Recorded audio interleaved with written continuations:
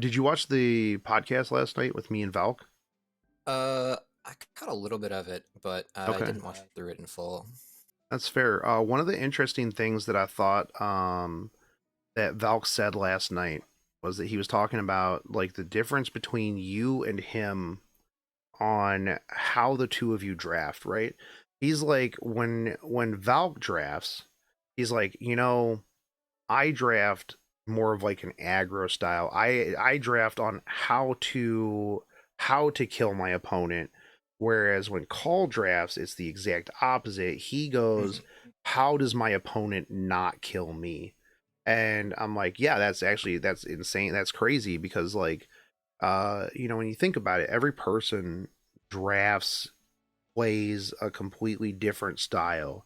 Even people within a certain style, right, may play a completely different um like subset of that, right? You might have like a tank player, but that tank player is a heavy ER player, or they're a tank player, but they're also a counter player, or they're like a tank player, but they're also kind of speed or damage or something along those lines. So it's always interesting to see, somebody who has a play style and kind of pick their brain, right? Because like you can talk to somebody and go, hey, like, well, what does your account look like? And it's like, oh, well, it looks like this. But I think like kind of getting into the nuts and bolts of like how you work in a draft, I think is more interesting, and I think a lot of people would get more out of that than like just looking at your account and your gear, right? Because anybody can throw gear on a unit, but until it's explained, I do this because this.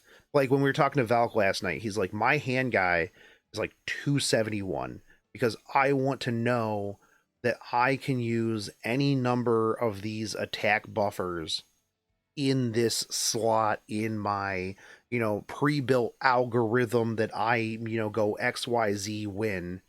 I Mhm. want to know that this is going to be able to attack, and this is my connector into these combos. And I think that the thing that I'm kind of looking to maybe get from you when it comes to like picking your brain on this is how do you reverse engineer that? Because I'll be real, I think we fought two times. I don't think it was a third time, but Mhm. every time I fought you, the problem that I had was I was like, you know what, I'm gonna go in as hard as I can, and I'm just gonna try to blow up whatever I can, and then see what I can do. And you were just such a wall that as soon as I ran out of gas, I was just like, oh, well, okay, I guess this is what it is. And now we proceed to spend the next 10 minutes of him, just green lots slapping around this landy that I thought that I could kill. But, I was just too short on the DPS.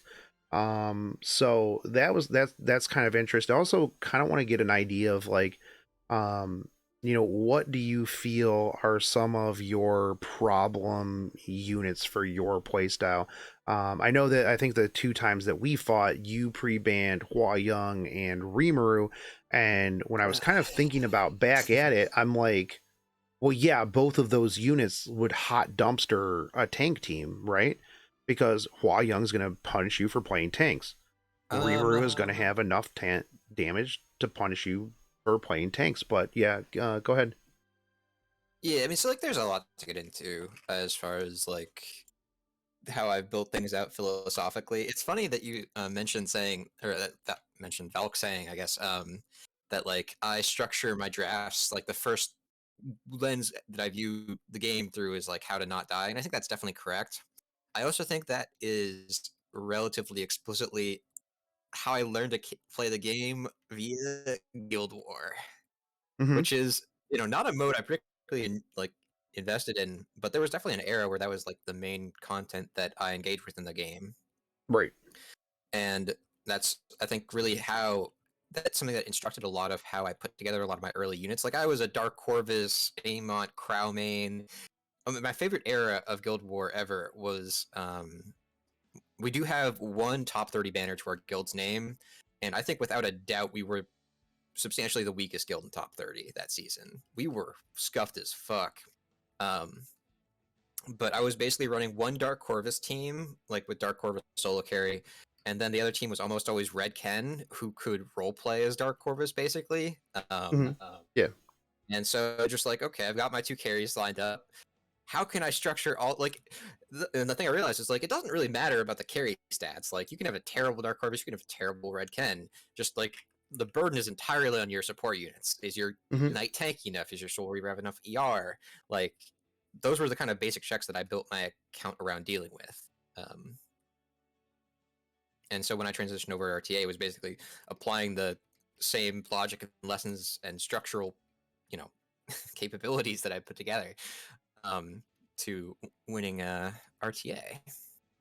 Yeah, okay. I mean, and that's completely fair too. And I think that is I mean, like, so that's kind of a bit of how I played back in like season 2 and season 3. I was like, a really heavy night player. And actually I think like a lot of this season, um I've gotten a lot more speed gear. I've gotten a lot more DPS gear during preseason. Near the end, I was playing a lot more speed aggro. And I was like, you know what? Maybe I'll do this. Like, I've got a lot of like random gear, and I've been kind of trying to figure out like a good way to to draft, to get back to the way I was drafting, right? I started pre-banning C. Lilius and Ran because I'm like, you know what? I don't really want to get cleaved. I have a pretty decent Payra. I want to make sure that I can take these out of the equation. But like in season 2 and 3, like I really didn't have a problem with cleave. And I think that, for me anyways, um, maybe letting those through isn't really the end of the world. Yeah. And like how do you currently deal with like cleave with like a ran opener, and do you tend to stick to the same pre-bans, or do you pre-ban like based off of a person? I mean, obviously the more you face a person, the more you're going to know that like, oh well, Big Smo does this also. Heck, Big Smo, yes or no? I love Big Smo. Big Smo is the homie. All right, all right, chat. He did not Yeah. heck Big Smo. This is a Good big. This stream is a from heck out. Big Smo. This is a heck Big Smo safe place. So no, I Big Smo is great. But like do I like you your like channel command. if you're going into somebody that you don't specifically know and you're not trying to target ban, do you have like a specific pet set of pre-bans that going into this, I need to ban these? So, pre-ban is an interesting topic. My pre-bans are functionally like I don't change my pre-bans for anyone. There are maybe some cases of types of players that I know I'm weaker against that I might deviate a little bit. Mhm. Like some players like Potato Balls has I think he's one of the best players in the game at playing through like Stene book stack Yeah. aggro. Um, and that's a style that I can definitely struggle against. So I might choose to pick out like Stene against him specifically.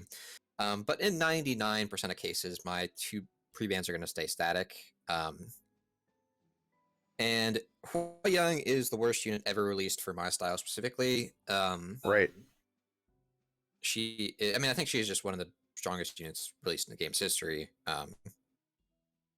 And so the Hua pre-ban is relatively fixed. Right. Like that is just a unit that I just don't have the tools to deal with. By and large, Rimuru is a unit that I have the ability to fight.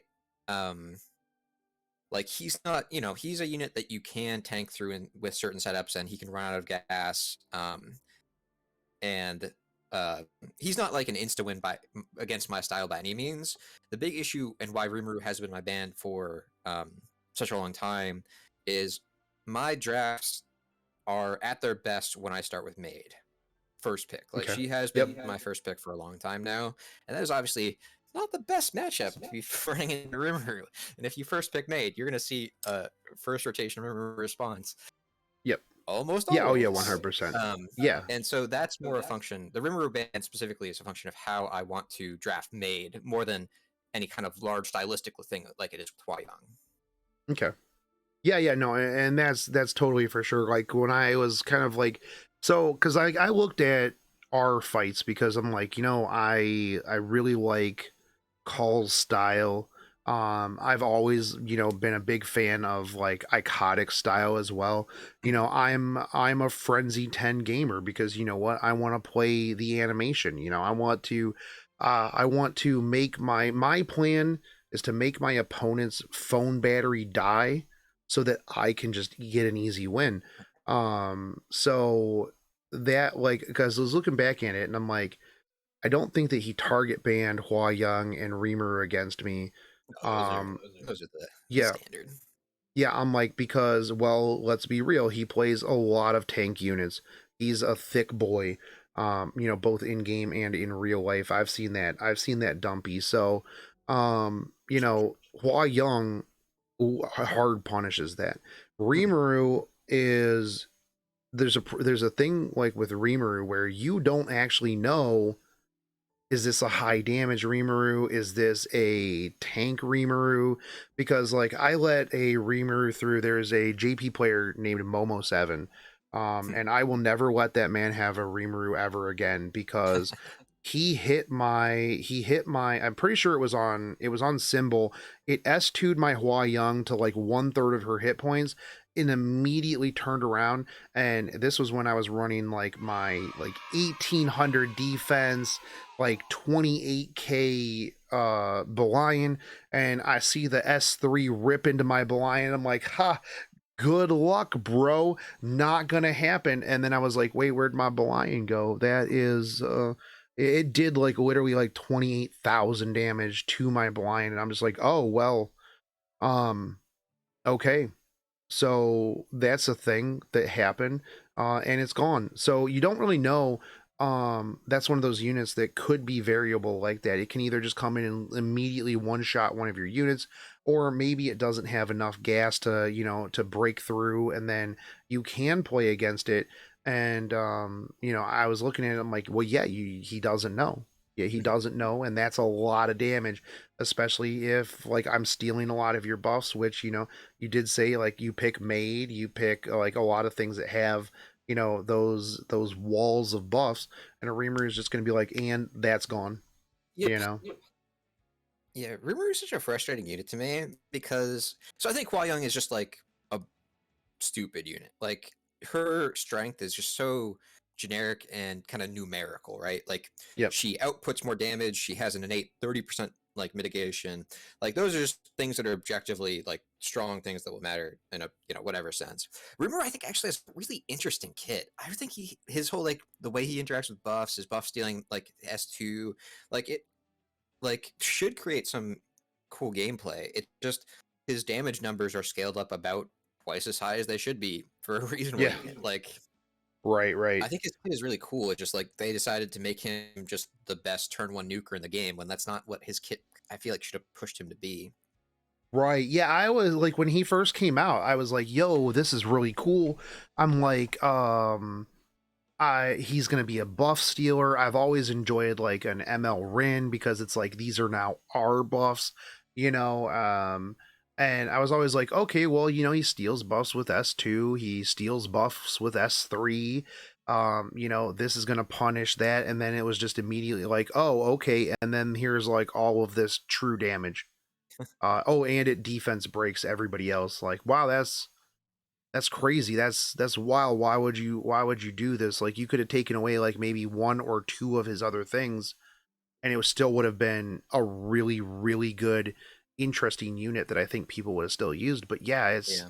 it's just he's just does so much.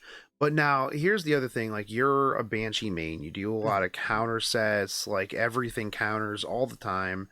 I mean, I would imagine that like a Rowana LHC into you is a really, really rough time. Not really. No? No, like it's there are certain subsets of the community that like won a match against me with LHC and decided it was the worst thing, a worst matchup for me in history. But like I know my account a bit better than those people. That's fair. And I mean the thing with LHC is that just you either pick her early and she has counters, or you pick her late and I can ban her. That's kind of the True. basic dynamic I play through. Um, like Blue Crow is just a really really bad matchup for Sermia. And so like if they overcommit to that, then I can punish Blue Crow. It's really hard for her to solo carry if you can't press your S3 for risk of just getting horsed back in the face and dying. Yeah, true. And yeah, like a unit like my Landy is going to be able to tank through one of those S3s and potentially counter. She applies bust to herself that Landy can then like proc off of. And so like there are matchups for sure where LHT can punish me. But for like, and honestly, like, so it did take me a bit to adapt. I think there wasn't a period where I was struggling with her a bit more, where I didn't even really have my crowd geared. So, that's always the process of like seeing where the holes are in my account and kind of shoring them up. Hmm. A similar thing happened with Strays in his era, where Strays is another, very punishing unit to, hard turn 2 player. And I had to learn to fight through him because it came to the point where I couldn't afford to pre-ban him.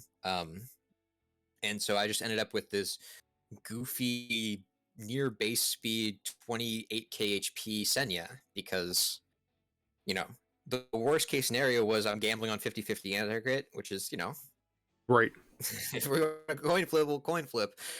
Especially if it's a bad matchup, forcing that coin flip is good. And otherwise, she just naturally stacks her own attack, so she can also tank the S3 fair. And so, like, Yep.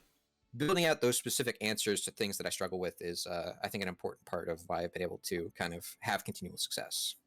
Right. And I think that that's also indicative of you having quite a large brain in being able to see, hey, this is what I struggle against. How do I fix this? Whereas for me, I just slam the same thing over and over and over again and go, you know what, man, it's gonna work this time. Trust me. I'm just gonna dig down deep. And I'm just gonna dual attack. I'm just gonna 5% with this Stenny 3 times in a row.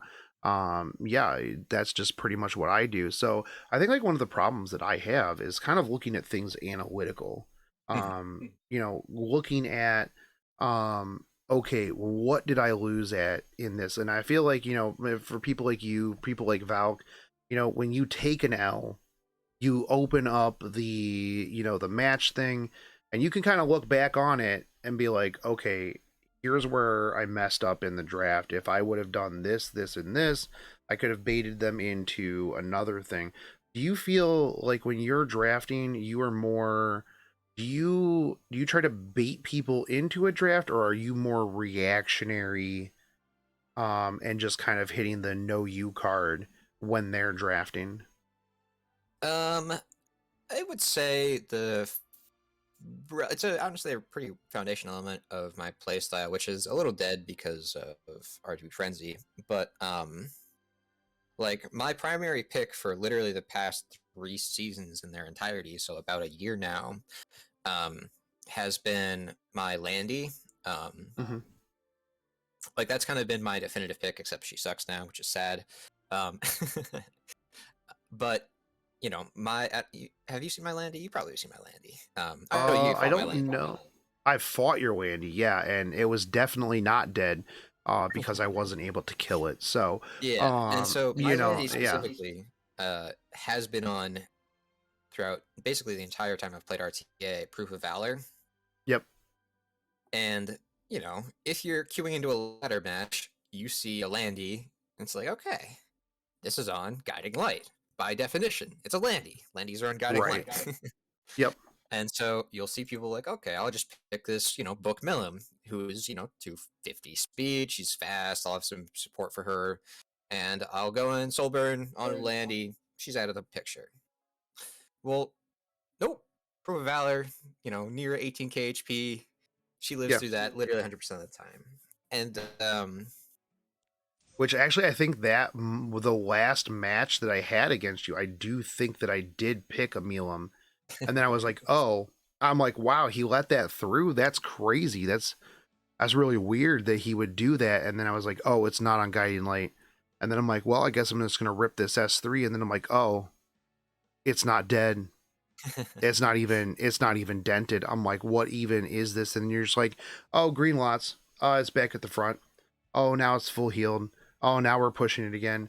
It's just gonna S3. It's got speed up. And then you were just like, even though you were a much slower player at the onset than me, with the speed buff, with the pushing with the green lots, with the Landy cycling the S3 into me, that I just literally could not kill through the mitigation, through the double support. Like you easily just manhandled me with that draft. And yeah, it was like super impressive. yeah, so my proof Landy is, she's specifically better because the default is Guiding Light, and I'm able to play off that expectation and play off the Mhm. answers to that kind of Landy that then kind of enable my specific style of Landy to perform. And that's been something I've really, really relied on over the course of my playing of RTA.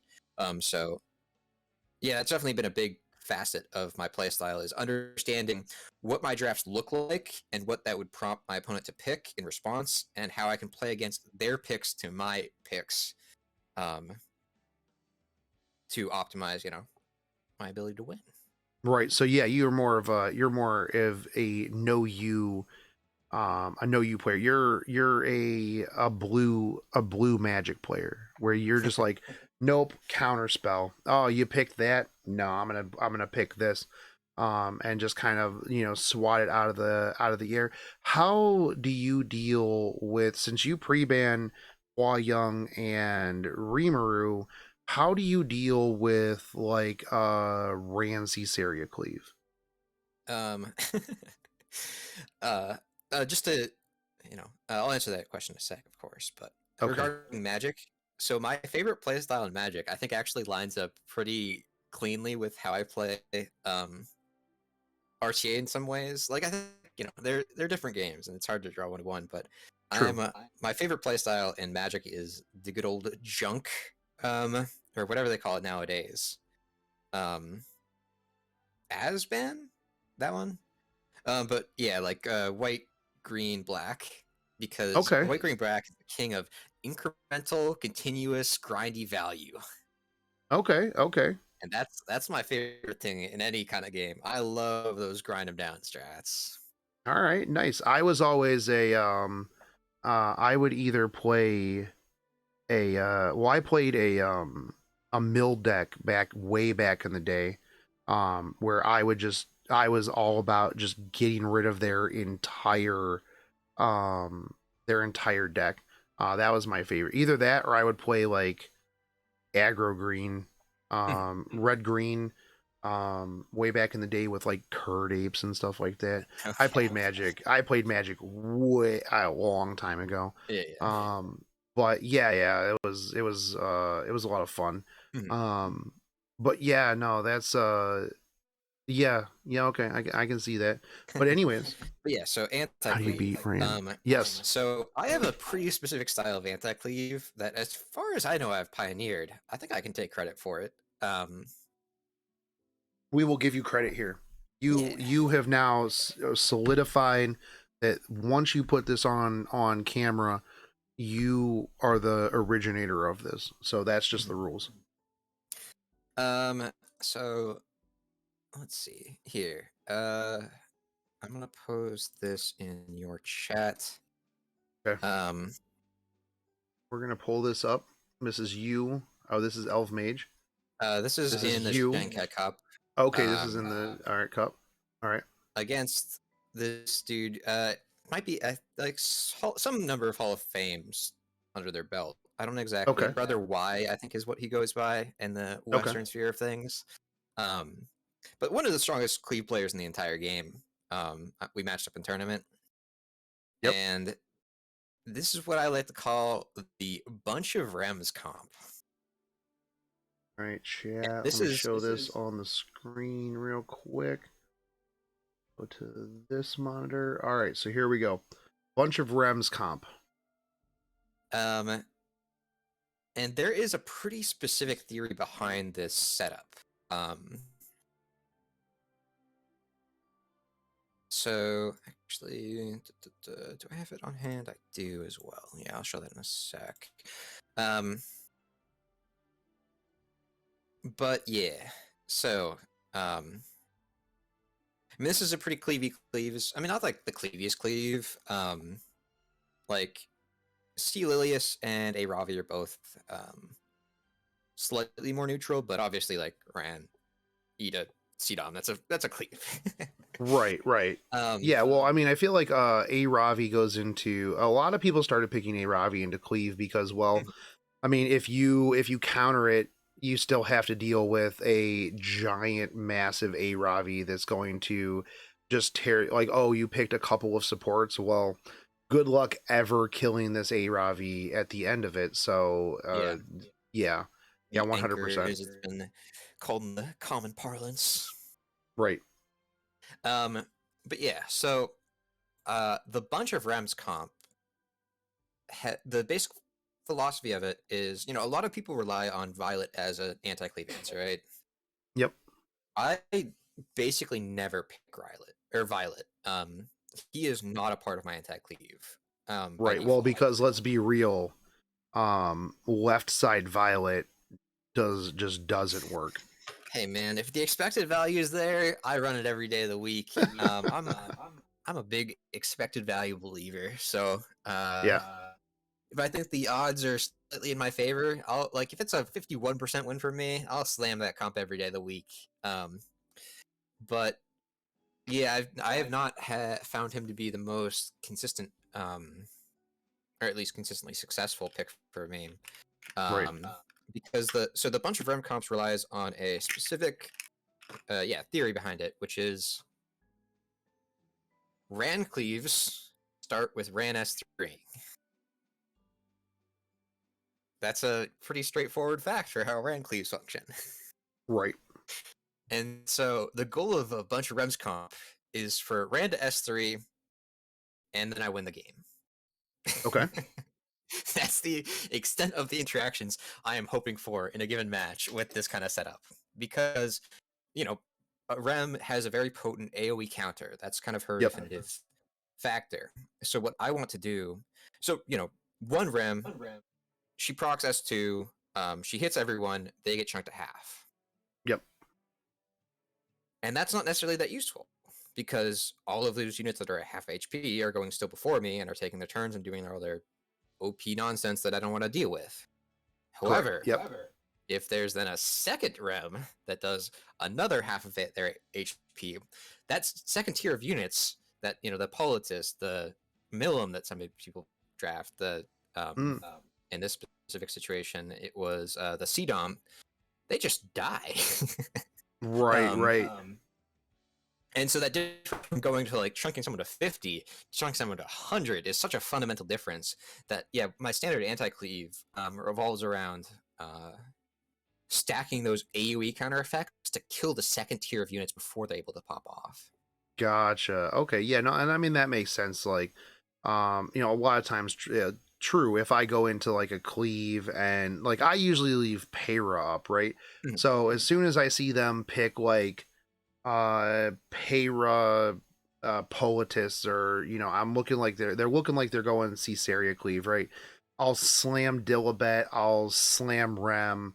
If Bellian is up, I can tell if they're gonna cleave me because they're like, oh, pre-ban FCC, pre-ban Bellian, and I'm like, oh, okay, cool, dude. So this is how we're gonna do it. But the one problem that I run into with that, though, because that is typically how I do anti-cleave. But a lot of times, what if like you're preparing for cleave? So like in this picture right here, I noticed that like right out the gate, I assumed you had second pick, right? Yeah. Okay, so like right out the gate, you're like Maid and Pillis Yeah. as an answer to the Sea Lilius, because if you're gonna let the Sea Lilius through, the dual attacks, Pillis is gonna be really good with dealing with that. Maid is your neutral pick. And then you can pivot off of their third and their second and third pick. Whereas, like for me, one of the problems that I tend to have a lot of times is like I'll see, first pick hand guy, and I'm like, okay, cool, we're bruising it down.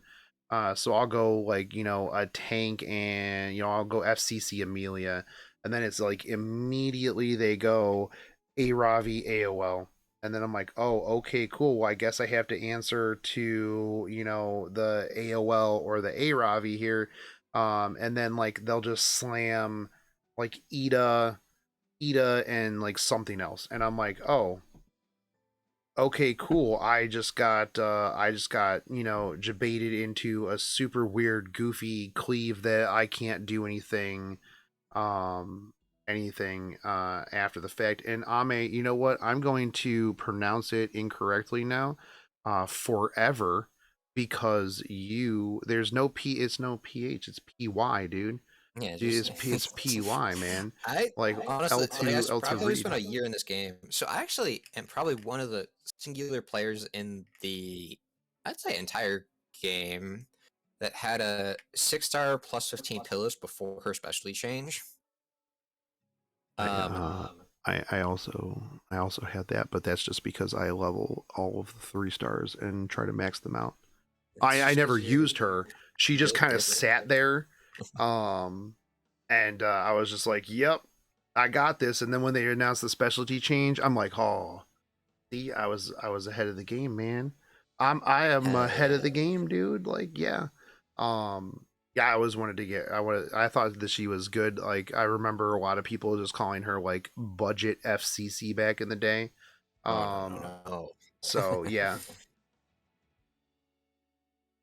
But yeah, I think Hillis is honestly one of the better things that she has done for the game. I think she's a really, really well designed unit. Especially specifically within the realm of how they develop specialty change units. Mhm. Because specialty change units, unless you're like Carrot, because Carrot's kind of her own thing. Carrot's like the Right. Ravi of her era, where it was just like Maul gets bored with the meta, and it's just like, here, go fuck up the meta, Carrot, like be free. Like she was so True. intentionally designed to be busted for her era that like Yeah. it's kind of a different thing. Right. Right. Yeah, But and it was always kind of funny like how upset people were when Carrot came around, right? mhm, Because everyone is just like, "Oh my god, this is too powerful." Whales were mad, and I'm like, this unit is actually crazy. But I enjoyed it. I enjoy when a specialty change unit becomes just absolutely pops off, because you know why? Because everybody has access to that. mhm, And if you are one of the people that just maybe didn't level it up or anything like that, well, I mean, it's not like you can't pull it, right? It's a 3-star, chances are you have it. You just got to work on it after that fact. Like, yeah. so yeah.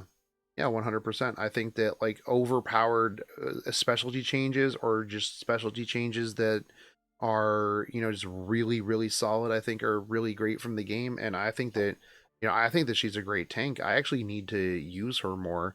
Mhm. Um, and one of the things I need to do is just really take like this weekend and kind of like hammer out a lot of this stuff, especially for anti-cleave and stuff like that. But you know, but yes, like I noticed too here, like you have the Amaru, or not the Amaru, but the Fire Maru and stuff like that. And even after all of that, like after you clear out their tier 2 units, you still have the maid. So even if, like, let's say they come back, the Aravi brings somebody back, I mean, through mitigation, chances are the Aravi is not going to be so cracked, even with the little bit of damage that the maid may be taking, Mhm. to really just come through S3 right out the gate, take the maid out of the picture, and then you stabilize, and now all of the momentum is back on your side of the table. And that was one of the things that I noticed, like when I ran into you, was yeah, sure, I could come in and I could hit you like really hard, like right out the gate. But the mitigation that you had, like the two healers, and then just the fact that your Landy was just, was super omega chunky.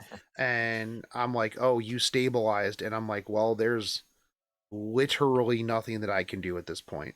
Yeah, yeah, Like you are just back in control. All of the tempo is now on your side of the field, and I think that was just a really impressive playstyle.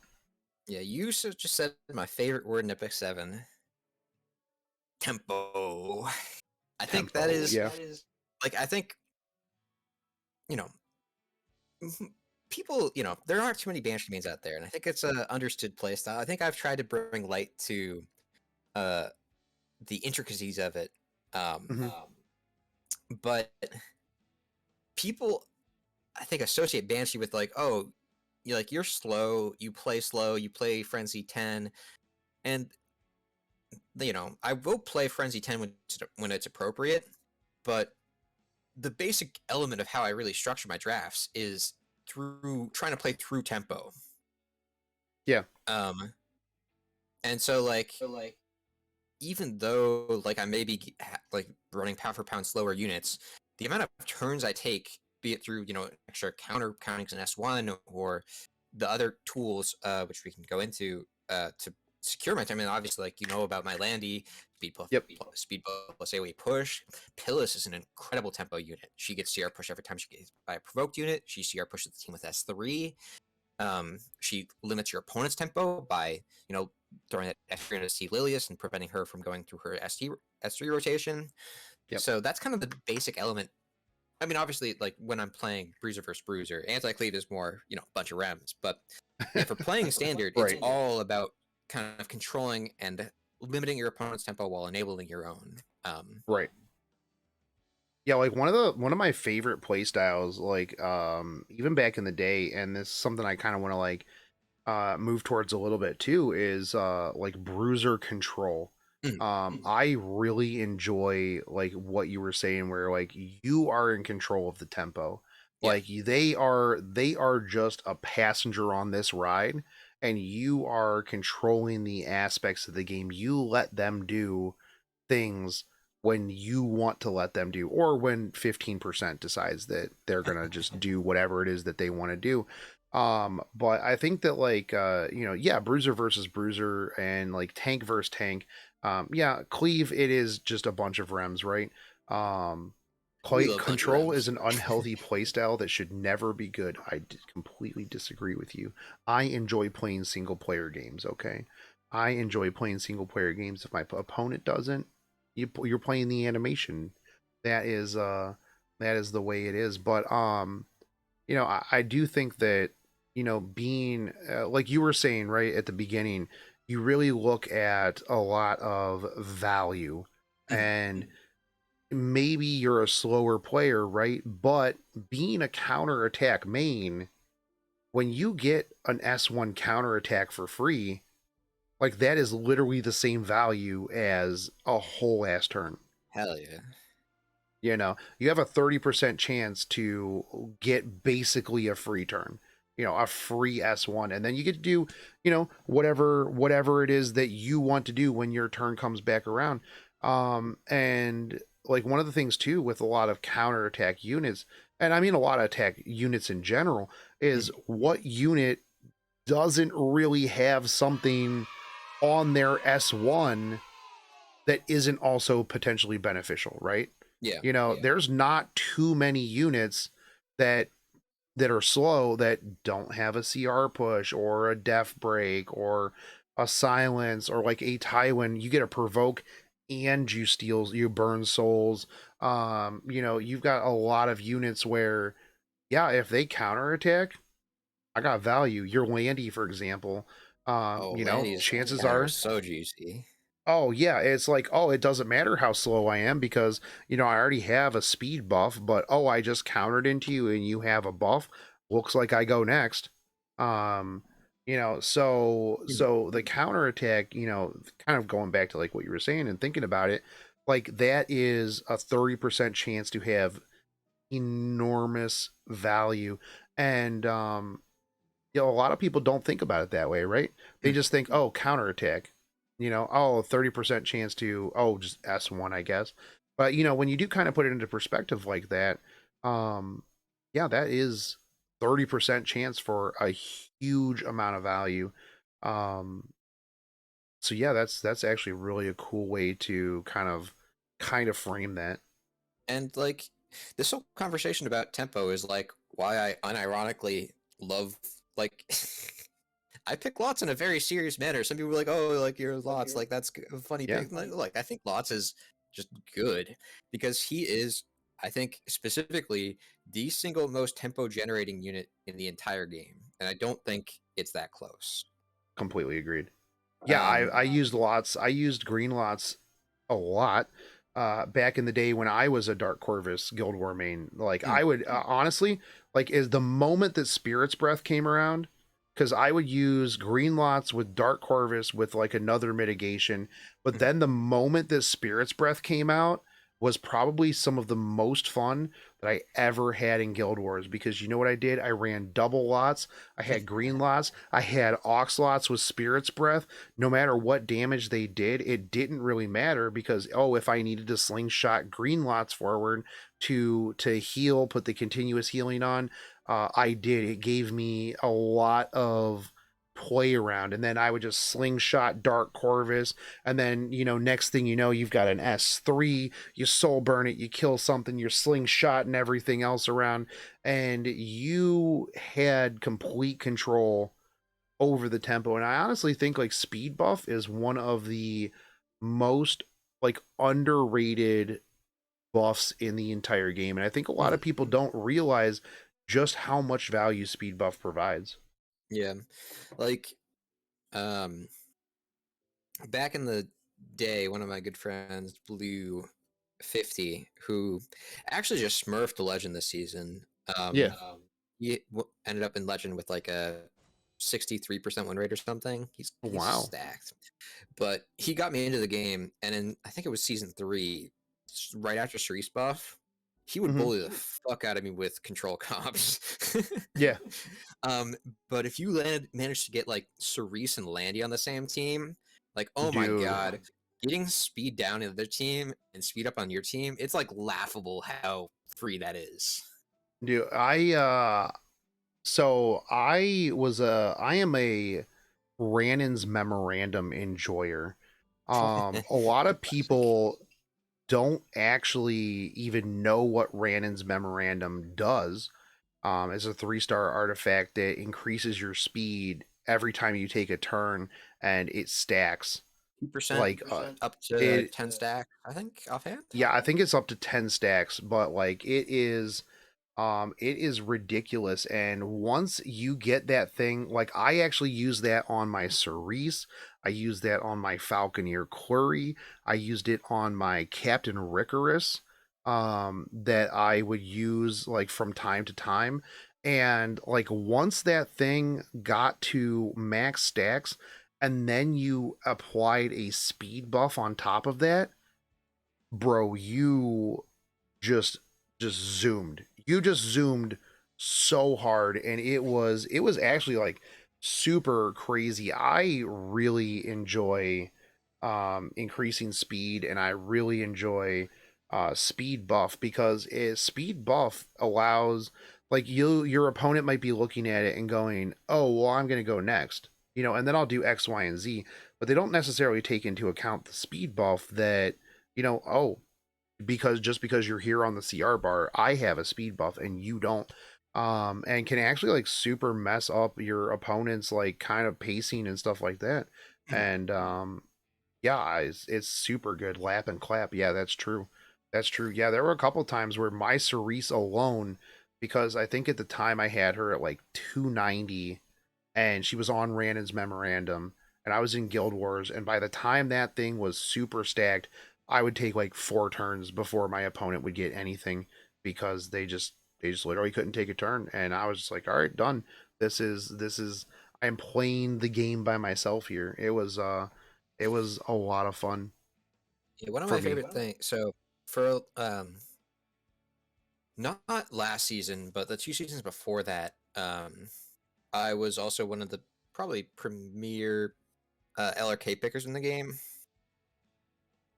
and my LRK was notably on Revenge Set, Okay. and his auto attack gives him speed buff. Yep. And so there are situations where I would pick him early because like he's a default pick of mine, and they pick some kind of like cleavy nonsense with like an acid, and I've had my low HP uh, LRK lap like a 300 speed acid to get an S3 off to win a game, and like, oh my god, does that feel good? Like, who's slow Yeah, now, I've motherfuckers? yeah, I've seen some people using some revenge set, and I mean I just don't have good revenge set. So a lot of times people are like, "Oh, well, why don't you use revenge set on this?" And I'm like, "Oh, use revenge set. Yeah, let me just pull this revenge set out." I'm actually not a C13 enjoyer. And in the slightest, I most of my pen set stuff either comes from world boss or it comes from the crafting events. I hate C13. And there's there's a lot of times where I'm just like, people are like, "Oh no, dude, bro, you need to try revenge, blue crow." And I'm like, bro, I don't even roll revenge, man. Like, I don't ever get revenge gear, like, Sage. But I mean, I loved Last Rider Crow, Mhm. back in, like, season 3, like when he first came out. Like, Yeah. absolutely, like, I had probably the, like, one of the most cracked, like, speed, like, all of my primo gear went onto Last Rider Crow. Because yeah, you're right, even if you're not going into, like, AoE, the fact that he can speed buff, and if he's like relatively fast, he's just lapping and lapping and lapping, and then S3, and then lap S3. So yeah, it was a lot of it is really good. And I do think that there's a lot of buffs in the game that people just don't really think about in the process of, like, when you're building a team. Like, oh, do I need, miss buff, debuff? Do I need, a lot of people really only think about necessarily, like, um debuff immunity and, like, attack buff. And I think there's, like, a lot of things that people just don't necessarily think about. Like defense buff from Crow or Aros, just actually making things that are already thick even thicker. Mhm. I remember when Arby was still kind of a Sorry. menace. Oh no, you're fine. Bless you. Back when, like, Arby was still a menace, people were like, I just don't know how to beat him. And I'm like, have you ever tried Arius Adamant with a defense buff? I'm like, I slapped Arius Adamant on the field, and then Ross hit a defense buff because my Ross is like, 260. How die? They would come back with a gap, and I just kind of, like, just chuckle a little bit, and then my SSB would just wipe the rest of the board. um and I think that kind of stacking buffs in a slower playstyle is really really important. Mhm. Yeah, I could talk about an LRK for probably about an hour individually. um, he is like as much he's another very very distinct part of my account's DNA that I built Mhm. out just through specifically try. So I don't I don't want to go into too many tangents, but I think it's No, dude, interesting. perfectly fine. Like, literally all of my podcasts, all of my conversations are just, like, absolute omega tangents. So, if you want to go off on a tangent, dude, I am not going to be the one to rein you back onto the path. I mean, we don't have a real topic here anyways. I'm just picking your brain so I can learn how to legend. Yeah. So I think an interesting thing is that as far as like the dynamic of Legends, there's a doesn't change too much from season to season. There are a lot of very strong players who continue to be very strong, and they played enough RTA, so they know the ins and outs of drafting. And so, like, it's hard to displace people who are good legends from legend unless they, there's some players who won't choose to play in a given season, but yeah, a lot of times you're just going to be punching up. But a lot of those players kind of fall into specific groups. Like you have a lot of players from Mori, from Fleet, from Veritas, from some of the APLs that I don't have any idea what their names are, but they kind of form these collectives and they share a lot of information and they share a lot of how they process the game, and that kind of consolidates how they play in some certain ways. And I think that's its own kind of, not like on an individual level, but like it limits exploration a bit. And like the way I came up in RTA is I didn't watch streams before I really got good. Like I literally just kind of bashed my head against the wall for 200 games in a season 4 preseason and kind of taught myself to play the game without exterior um, information or support.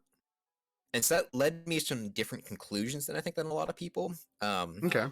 Yeah. And the start of my RTA career was basically I saw LRK, I was like, damn, this unit's awesome for me. I pitted him right out.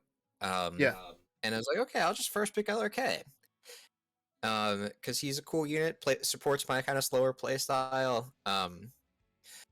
But then this annoying Landy chick was, after she got buffed, which was a bit after LRK was released, Right. she was beating me up every time I first picked LRK. Like, holy moly, this is an unwinnable match. This is terrible. And so then I realized, okay, like if Landy's the issue, I'm just gonna steal Landy first pick, free up my LRK second pick, easy. And then after I realized that, like, okay, I've got my Landy and Guiding Light, but I'm conceding my turn every time. Like, most of the time she's getting unstealthed and murdered, so this is not really all that productive. So the prior logic at the time, a lot of people ran their LRK on Adamant. That was kind of the default form.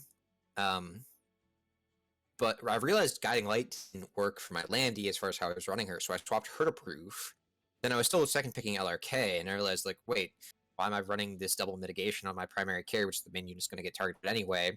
So that's when I swapped my LRK to Aureus, and that's kind of when everything came together. Like, that's when I became, like, an RTA player. Once I had that specific setup of Proof Landy first pick, Aureus LRK second pick, that opened up so many options in my draft. Yeah. But the only way I learned that was just by like slamming my head against the wall for 200 games and like, oh, this is dumb. I shouldn't do this. Right. See, for me, this season, I slammed my head against the wall for 1,200 games before I decided, hey, maybe I should just talk to some other people because what I'm doing is not working. So like where you were like, okay, I need to find the gaps, I need to do this, I need to adjust things. I think for me as a player, like I take inspiration from other people. Like one of the things that I like to do, right, is like if I see something cool in RTA, like let's say something dumpsters me, right? Like let's say I go up against Ace Trainer, for example, and he pick dude, I love fighting Ace Trainer. He has such a good A Meru, and his A Ross is super nutty. And I noticed I'm like, okay, well, Ace Trainer comes through, he picks like a mitigation, then he will, if he has like a second or third pick, it'll be like, oh, A Ross and then Stenny, and then it's like, okay, now a Meru and something else, and it's like, okay, well, cool, do I ban the Stenny and I still give him A Ross, which is, I when A Ross got his specialty change, I was like, this is just absolutely disgusting. Oh, I love Because change. dude, his S2 being able to um just enable your highest attacker, give them debuff immunity, you get a guaranteed dual attack. I'm like, this is super nutty. And in season 3 I picked Falconeer Quarry, Aros, DN, and then whatever else the two extra the 2 extra DPS, right? And I'm Mhm. just like, I'm like, all right, cool, dude. I'm like, I will never not have enough souls for an AROS, S2. If you ban AROS, I have 2 DPS, DN, and Falconeer Quarry. I'm just gonna defense break whatever you want. I'm gonna lap you all day, CR push, and then DN, she's an attack buffer because let's be real, anti crit is oftentimes a meme, except when it wins you a game, and then it's literally the best buff that's ever existed. But True. the amount of times that happens is the amount of times that Violet solos a 1v4. So it's easy to quit remembering that. But like I'll see something like that, and then I'm like, chat. Why don't I use my Ameru more often? And then I'll use my Ameru, and then it'll pop off, and then I'll win. And then for some reason, I just don't use it again Mhm. until I see it, and I'm reminded that hey, I have an Ameru. When I fought you, I'm like, man, I should go put gear on my green lots. That would be awesome. I'm like, I should build this. And so like why I the problem I have is that I'll bounce from thing to thing to thing to thing. Mhm. And like one of the things that is interesting talking to you, talking to Valve, talking to other players is that I can kind of get an idea of how you structure things. And I think that a lot of times players in general that is something that they struggle with a lot, right? You might have every meta character on your roster, but like something that a lot of players struggle with is okay, well, I have it, but where do I pick it? How do I answer this thing? How do I answer that thing? And you're right in that like a lot of people might just, default to what does my favorite streamer do? Like Mhm. I'm doing the same thing my favorite streamer does. Why is this maybe not working here? Like, I'm going to just copy what this guy does and then I'm not really going to think outside of the box and if somebody tells me, "Hey, why don't you use green Asaria?" Like I remember there was one tournament that we had where Booty Pop had this just absolutely insane green Asaria, and the dude literally waited until like the absolute last match of the tournament and just dropped it. And we're all just like, what is this? What is going on here? Yeah, I mean, And in the right situation, you yeah, can just areas like Flurry on crack. right. But you're right in that I think that some of these top players do kind of just make this small collective, and they only play a certain way, Mhm. and I think that is semi detrimental to some players. I think though that like sometimes that might actually not be that bad because now you have some people putting something together and maybe they are trying things out and it maybe doesn't work for their play style, right? But having more people kind of like disseminating info and trying things out like maybe does have like some people like you where you can be like oh wow, this is crazy, this is how I fight it, and then now because you're streaming and maybe see other people see what you're doing on even another person's stream that they're against, then those people will see that and go, you know what, maybe speed isn't necessarily always the way, and kind of just getting out there, hey, there's not just one way to play.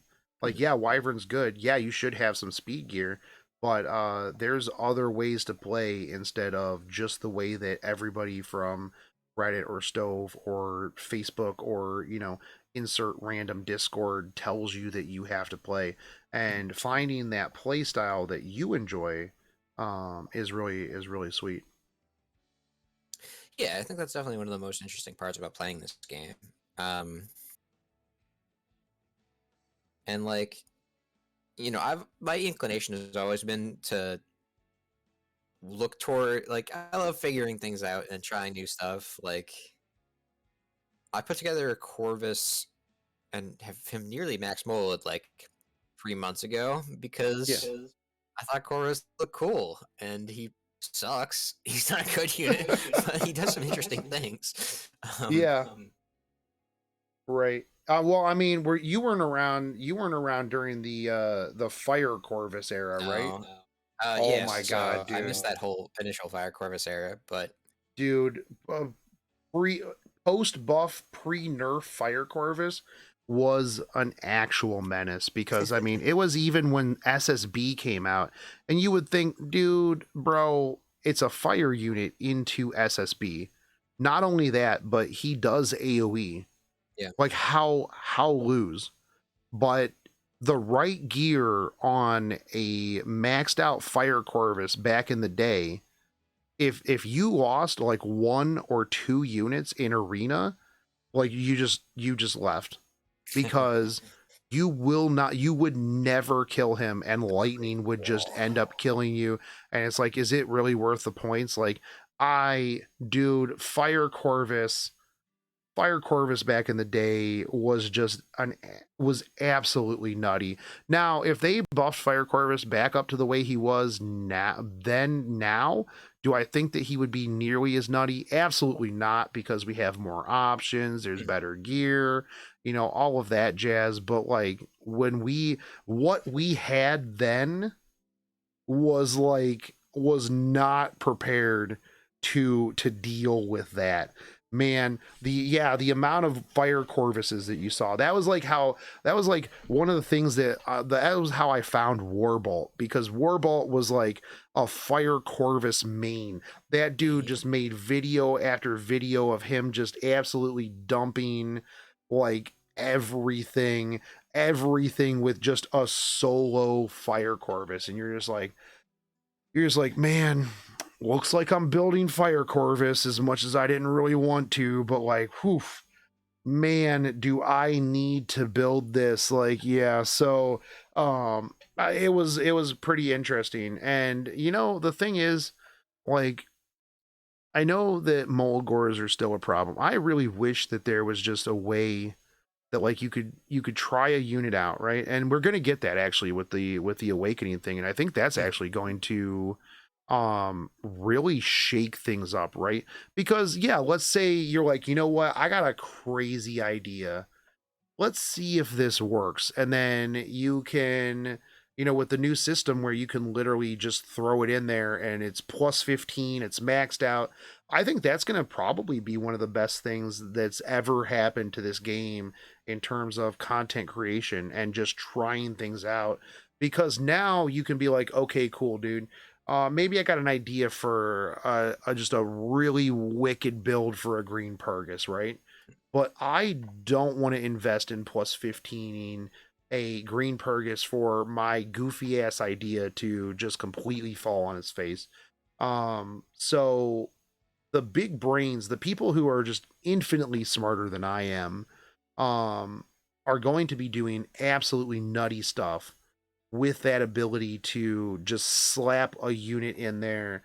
It's plus 15, it's 60. You throw some gear on it, you test it, and then yeah, who knows, man? Like who knows? After that, you go, hey, this works. All right, cool, dude. We're gonna level it, we're gonna mull it. And now I move on to the next nutty unit Mhm. that I'm going to test. Yeah. I mean, Green Purgus, not a bad rem, by the way. If you're just spamming all the rems, he can work in a pinch. Yeah, no, for sure. And that was actually I mean, I'm pretty sure I recalled mine when they changed his stuff. Actually, let me check. He's literally sitting oh no, that was one that I was leveling up. But Yeah. I was a Green Purgus main back in the day, actually. Like, he was I one of my actually premier didn't. Yeah, I you know what? I actually didn't take back his molas because out of purpose. I have him at plus 12. I'm literally just waiting for the last ones. But like, um, yeah, I always was like, oh man, do Purgus, like a chunky counter Purgus, because like before, we thought that his counter attack would stack with counter attack 50%. I'm like, a chunky Purgus on Sigurd Scythe. Good luck. Oh, can we You just know, talk you about how yeah, fucking bullshit it is that they, instead of like making more slightly stronger, nerfed like Christie and Purgus to like yeah, have that, like, why yeah. that was I'm still fucking frustrated about that because before, yeah, you used to stack with his passive. You used to have 60% chance to hit, Yep. and instead they nerfed it to Mort's system when Mort was already a terrible, unusable unit that Hey, gutted you better Fergus. watch out because Oh my god! War of Lion is gonna have some words for you because he is the great Mortelix main. And anytime I'm like, hey, War, are you gonna Fribbles my account anytime soon? He's like, do you want all of your premium gear on Mortelix? Because it'll absolutely be there. It'll 100% all of your best gear. He will have like a complete set of 80 gear score if you have it.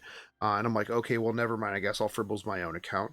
Yeah, War of Lion's a tournament grinder. He's fun to watch play. Yeah, no, for sure.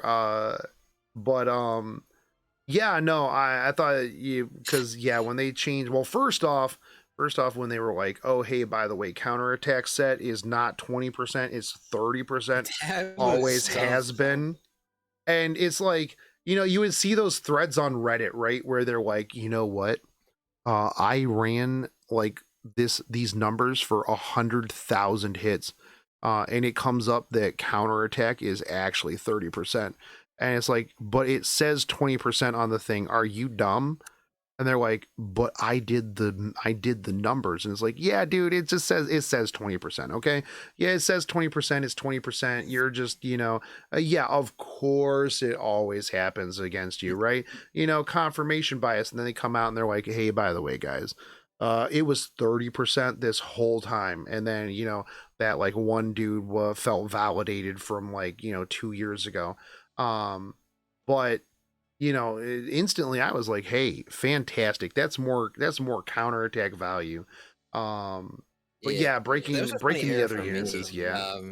Because obviously, like through that whole era, I was like, I'm a counter main. And I wasn't too worried about it either way. Like I had seen some of that stuff, but like the like the way in which I evaluated a result was whether I won a match or lost a match. And Yeah. so I calibrated basically everything as far whether it was 20% or 30%. I wasn't worried about that number. I was worried about how often I won this kind of match with this kind of draft, or how often I lost this kind of draft or match with this kind of draft. And so Yeah. I was still kind of calibrating things in practice to the 30% number, just because my sole metric was wins and losses in RTA. Okay. Yeah. Yeah. I mean, if you win, then it works, right? Like no matter how goofy it is, your metric is did I win? If you won, then it works, right? Yeah, but it did alleviate some of the stress of people like, "Oh, you're such a high roll lucker dog." Well, not Right. quite. Right. Yeah. Yeah. So I mean, yeah, 100%. It's nicer. Although I mean, it felt good when you just popped off all the time, right? When you thought it was 20%, and you're like, dang, dude, my luck is insane right now. I have a 1 in 5 chance, and I just absolutely popped off like a 1 in 3 chance. Dude, this is crazy, man. And then you find out that it was actually 30%, and you're like, oh, well, maybe I wasn't lucky then. But you know what? It felt good. It felt good to just pop off nonstop. Yeah. Um, Or in that season 4 era, it was a pretty common occurrence for me with how I drafted to end up with like a 1v3 versus a red Ravi. mhm. And that's not fucking 20% counter for red Ravi. That's 50% counter. Thank you. Yeah, absolutely, dude. I had just a very, very savage Ravi back in the day. I've always been like very big on Ravi. I was even an APOC Ravi fan back in season 3. I played a lot of A Ravi during Golden Boys. People were like, Nice. people were like, that was the era where they're like, oh my god, dude, Apocalypse Ravi is so bad. This unit is probably the worst unit in the game. I would slam double Ravis with Aros. I'm like, this is the era because Golden Boys, like, it was G Perg, it was, LRK, it was like, A Tywin, stuff like that. And Not one. you had to shift to a single target playstyle. And Mm. like at the time, Aros into Fire Ravi was absolutely insane because you're getting more hits, you're getting more focus, you're getting more stacks, and if you had like if you were down to like one or two units against like a really good kitted out fire ravi, yeah, you were done. I mean, sometimes like if it was like three units and you left like a fire ravi and you didn't have a good way to control her, just absolutely, you were going to absolutely get dumpstered, by because I had actually had a Sigurd scythe. I ran a Sigurd scythe, speed speed fire ravi. I switched her around actually quite a bit. I always hated the like base speed counter ravis that people would run. But like, yeah, red ravi like counter set, speed set didn't matter. But like I've seen some. There have been some like timeless anchor like 35k like 150 speed apocalypse ravis, man, that I'll go up against in guild wars, or like the YS, the like top JP player. Yeah. He has just an absolutely insane Apocalypse Ravi, and it just always feels like, man, do this encounters. Oh, dude, I just got absolutely chunked. You're just like, oh man, dude, I just need to just please don't counter. Like, please don't counter, dude. And then it just counters, and you're like, oh, cool, dude. Cool, dude. I've actually noticed a lot more Bellians going to counter set over injury set recently. Um, do you have any idea why? Do you think like, what is making that shift to counter over injury? That's an interesting question. So it's gone back and forth. Uh, so and also like it depends, shaped by definitely like the pre-ban is a huge thing for Bellian. She probably has the biggest disparity between her strength as a pre-ban relative to her strength as a pick. Because pre-bans, you know, they shape how you structure, not just how you draft, how you structure your entire account. Like that's one of the nice things about having a stable set of pre-bans is like there are things that Rimuru punishes uniquely. Like Rimuru punishes having low HP on units because he deals 3 damage. Right. So some of the units that you might want to pick into Rimuru, you would otherwise bump up their HP pool a bit to be able to better fight into Rimuru. Well, once Rimmeru's gone, you're able to skew much more towards defense on those units, which will be more efficient. And so it's like a big structural question for basically everything from how you build to how you draft, as far as how you structure your pre-bans. And Bellian is one of the definitive pre-bans for certain styles of play. Um, Yeah. and against those styles of play, where Bellian is best, counter is generally best. Um, like, because if you're banning Bellian, generally you are playing more aggressively in some kind of cleavy, aggressive static type situation. Um, and so there was the logic for I think a while that though counter Bellion may objectively be the best in a world where bans don't exist, in practice, when you are going into a game where Bellion is available, you're probably going to get more value out of injury, because if counter Bellion is good, counter Bellion is banned. Right. But I think as with the double improvement system, things have opened up a bit more. You'll still see Bellion banned a lot, but I think people are a bit more aggressive about picking into some of those blind matchups without having her banned. Hmm. Especially as new units have been released, like the Bonkers openers, Paralan Celilia specifically, Hand Guy. So as other units have taken up more of her ban capital, that frees up counter Bellion to get more play in the matchups where she's good, which I think is why we've seen her have a bit of a resurgence. Right. So one of the things I noticed too, and one of the things I think that like has kind of spurred a bit more of the counter Lion, right, is that like almost every JP player that I see is counter Lion, and I'm thinking that that is because I feel like a lot of them have been farming there since they're a bit farther behind us, right? Mhm. I feel like they're kind of going through a bit of the treadmill that we went through before we had C13. I feel like because let's be real, like pen and injury, um, are not as well. Pen is really good, but pen is kind of like a you've already gotten your core stats down. You're just trying to, min max a little bit more to get that extra penetration. Yeah. Injury is good on the lion Yep. and maybe some SSBs if that's what you're into. Although I'll be And my real, I injury got aria isn't going to define the meta. yeah. I'll No, that tell you sucks. this. I got absolutely bamboozled and hot dumpstered by a injury tank fire Meru not too long ago. And yeah, I was like because you go into a fire Meru, right? And Mhm. you're like, wow, okay, this is gonna probably be high damage, it's gonna be counter, and I'm just gonna insta give it. But no, it was injury and it did a lot of damage, and all of my units were like max injury, like real fast after like the first magic for friends. And I'm like, wow, okay, interesting.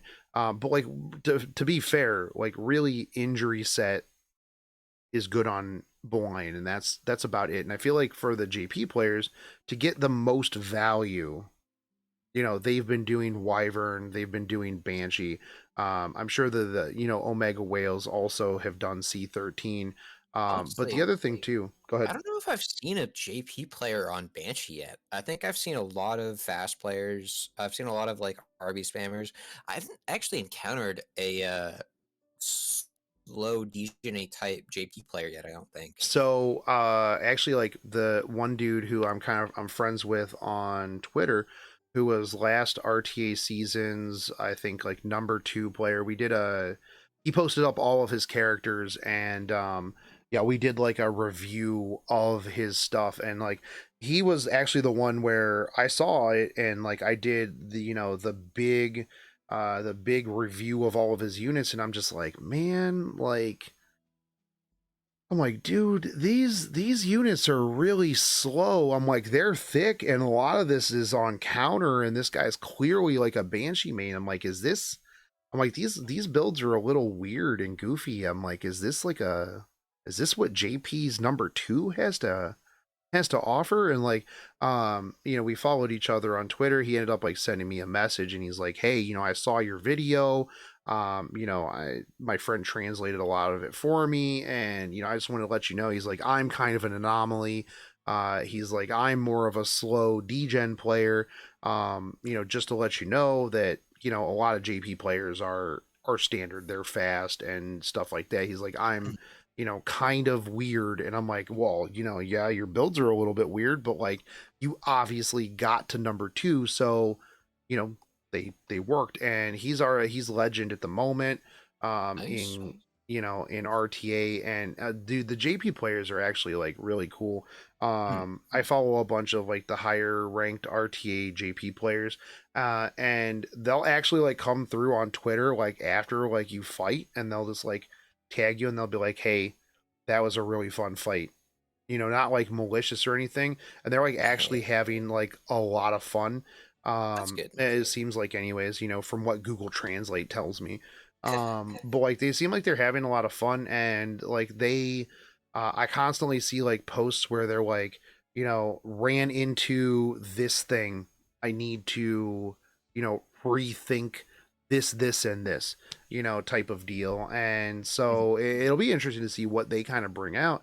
But like I feel kind of like they're going through a bit of that treadmill, and I'm Yeah. sure that they have done like cost analysis of what is the most value that I can get for running to catch up to where I need to be. And I'm sure that, they're running Wyvern, they're running Banshee, and then, some of the mega whales have probably ran C13, but probably not like a huge priority. Whereas, like, for a lot Yeah. of us, it's like, you know what? I don't really have much else going on. I guess I'll just go run C13. Yeah, it is what it is, man. Yeah. Gearing in EP7 is a 4-piece set game. So spending time in C13, where yeah, again, injury is basically non-existent. Revenge is also a niche set. Like Yeah. rounding out either your counter or your life steal or your speed set is just going to take higher priorities or force piece set every time. Right.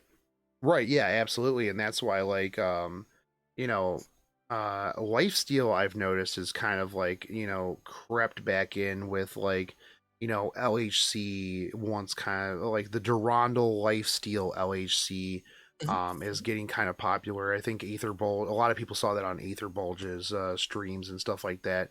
Even Um, proof is pretty popular nowadays. Just so like they pick Rylet S3s you, you tank through it, and then do your LHC things. right, right. Yeah, and like I will is this Frost? No, it's call 8. But like lifesteal on my Charlotte, I absolutely love Fire Charlotte on lifesteal. Mhm. Because I mean, you do a gale wind and like you could have been in a sliver of health, you gale wind in and good luck. I'm back to full health, and by the time I get back around, I'm just gonna gale wind again and get all my health back and stuff like that. So it's kind of interesting. I think like one of the things too with like the counter Bellian, right? And this was something like I kind of threw around because like I tried to counter Bellian for a little bit, and then I had like one match where if I would have been injury, I would have easily won it, but Mhm. I didn't, and then I got mad at myself, and then I'm like, all right, I'm back to injury. I'm just going to go back to injury because this one match, if I would have had injury, I would have easily won this. And I hate it. And I'm going to go back because I was winning before and I changed and now I need to go back. And so I went back. But the more I think about it, right, her S3 provokes onto her. Mhm. And if you have four people on the other side that are hitting you, if you're on injury, that doesn't that doesn't help you in the slightest, right? You're not Yeah. getting Elbrus procs. You're not, doing anything. So having injury or having counterattack provides a 30% chance for you to get that extra value on the S1 off of every single one of those counterattacks. Yeah. Not only that, but like once you know that the Bellion is on counterattack, you have a hard choice to make. Do you Mhm. attack the Bellion or do you attack somebody else and get Elbrus? Because you And attack the Bellion, you got a 30%. You attack somebody else, it's a 20%. So yeah. that's also something I specifically is honestly a hallmark of how I play, and why kind of systemically as such puts your premium on counter set is it's like, okay, so you see Belian's on counter set, so you might want to opt not to hit her. Like if I have my maid Pillis Landy also on the board, or a Ravi LQC, like a goal of mine in a lot of these compositions, or Revenge LRK, I Yep. want to not have a single free unit for you to hit. Whatever unit, Yeah. whatever choice you make going to my side of the board, I want to get some element of value from it. Right. And so, like, yeah, like having a counter set is as weak as the freest target for you to hit. And so, if there's just no free target for you to hit, that's an incredibly effective way to grind down those longer games where, just whatever choice you make, I am going to get value. Right. And then the other thing too, like if your Bellion is also on Elbrus, and let's say you do have, an A Ravi, now your A Ravi is potentially on counter too. So it's like, do you hit the Bellion with a 30% chance to counterattack you, or do you hit the A Ravi that has a 30% chance to counterattack you plus the 20% Bellion chance to proc Yeah. Elbrus and stuff like that. So yeah, no, I mean it definitely definitely having those targets where it's like, okay, you've got Blue Crow. Maybe Blue Crow is the only person that's not on counter set. Yeah. But you're not gonna go put chip damage into a Blue Crow. Like that just literally wouldn't even make sense. So, Mhm. who do you hit there? And yeah, making people have to make those decisions. Um, I can see that being actually like super detrimental when you literally have a time limit of who do you hit, you know? Like, all right, like the clock's ticking down. Like, which one of these units do you gamble on? And Yeah, that's that why is Counter Maid is so funny. And like obviously she's my first pick. I rely on her basically every game. But like, oh, just I'll throw this casual chip hit into this unit. Like, nope, stun, 50% yep, CR push for the team. Like, have fun with my 345% CR while you lose an entire turn. That's a right, 100%, 145% CR swing, right? Between the stun yeah, and the CR push yep, from just a yeah. random 30% roll that you're forced to throw into her. Right. Yeah, no, for sure. And yeah, and that's really huge. And I mean things like that can absolutely, make or break a game. But like how would you deal with like let's say like some debuffer comps? Like how do you deal with like people who potentially try to control you? Do you have like a lot of like like ER answers or like cleansers or something like that? Um, I have some very high ER units. Like I've got like a 270 something a angelic Montmorency. Um, and varies in different metas. I did run my Amont in season. Was it the most recent season? Season 6? No, season 5, probably more so. Yeah. Um, as a part of my legend push. She was like a reasonably core unit into answering AOLs. AOL's in a pretty different position now than she was before. Um, and so I don't bust her out too often. Yeah. Um, but one of the big things I rely on as far as how I structure against debuffs. So my standard opener, as you've probably seen, is at this point by default Maid plus Pillis. Yeah. And that gives me the very, very, very potent opener of 2 cleanse options. Okay. Yeah. And that combined with my innate tankiness, which is just pressing across my entire account, Right. usually gives me the option of conceding my turn 1 and just like, okay, you've debuffed me, I'm gonna tank through this rotation. And then a unit like AOL is so potent because she can lock down one target continuously. Like her S1 is stupid. She should never have had that S1. It's way too fucking good. Yeah. Um, but it's like, okay, yeah, she'll lock down your cleanser indefinitely. So she can S1 my mate every time. But if I then have the Pillis as that by default second cleanser offer off my initial draft rotation, it's like, okay, you've gone through that second rotation onto my maid, Pillis S3. So we start actually being able to clear those debuffs off. Free my maid, she clears everything else off, and I'm basically fully stabilized right away. Right. Okay. Yeah. Yeah. Yeah. So I actually do rely on Pillis a lot to provide that kind of innate secondary cleanse to stabilize and free up, and maybe I want to go into a third cleanser. Otherwise, maybe I throw in a Tywin in there as a knight. Maybe I throw um, Amelia and just run 2 DPS triple Soul Weaver. So I'll having be that completely flexibility, real. I really really want a Tywin to make a return. And I'm pretty sure I am going to try to build like just a really pog a Tywin because I feel like a Tywin just in general. I mean, yeah, you've got Hand Guy, right?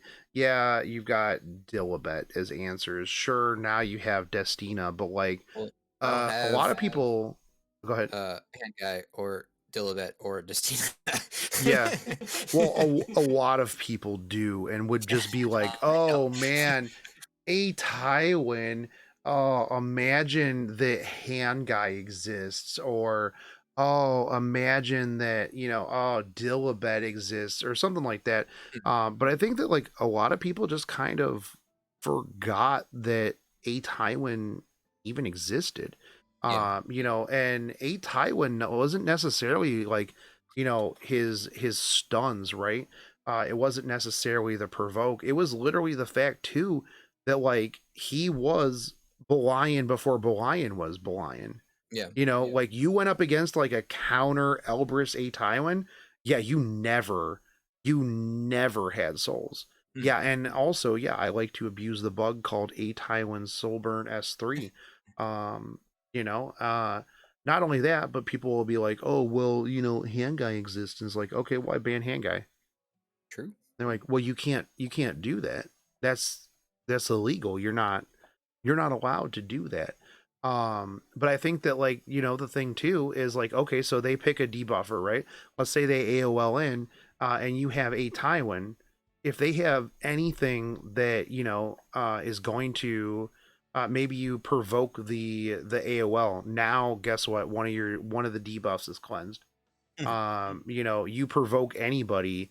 Yeah, oh, okay, cool. I'm just cycling these debuffs off, stuff like that.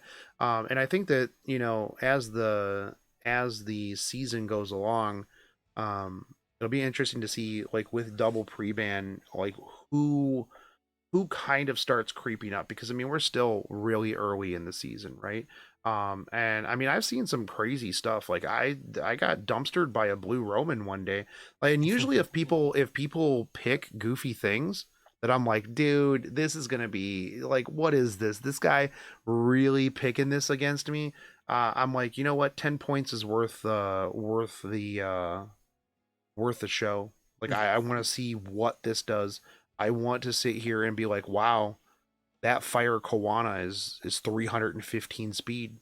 It literally outsped, all of my units. My Para's 300 speed, and she looks like an absolute snail compared to this. So yeah, that's cool. And I don't even know what she does. Oh, stuns. Oh, okay, cool. All right, fantastic.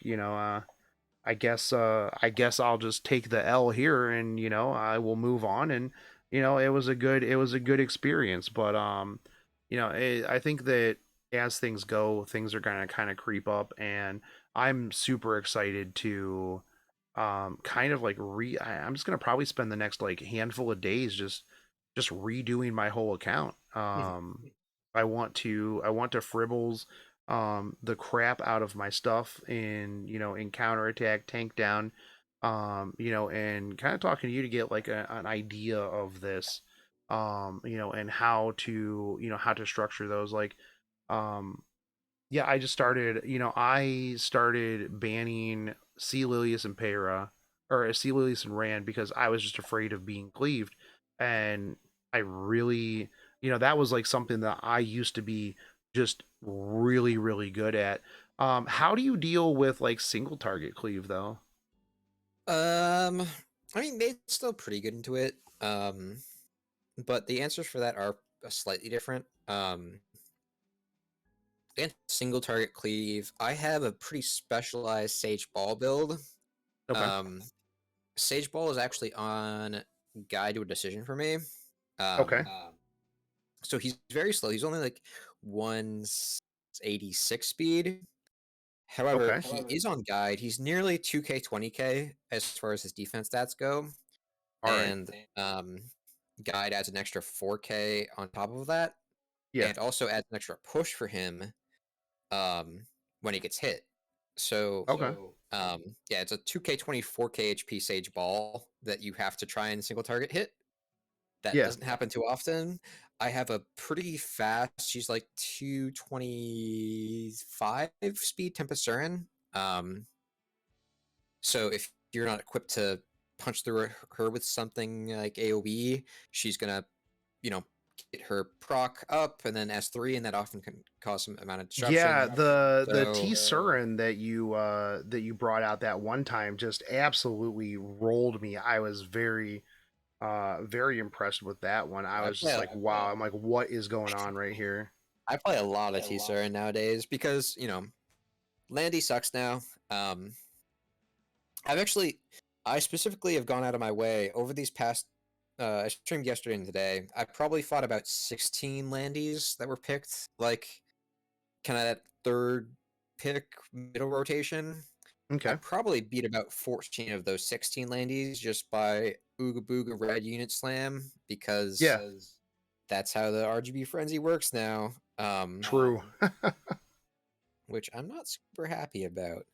Right, right. That's Yeah, I mean, it is kind of nice. Like, I've always kind of felt that, like, if you are rock, paper, scissors element, like, I mean, like, let's be real. Hua Young should not be one-shotting like a tanky rem.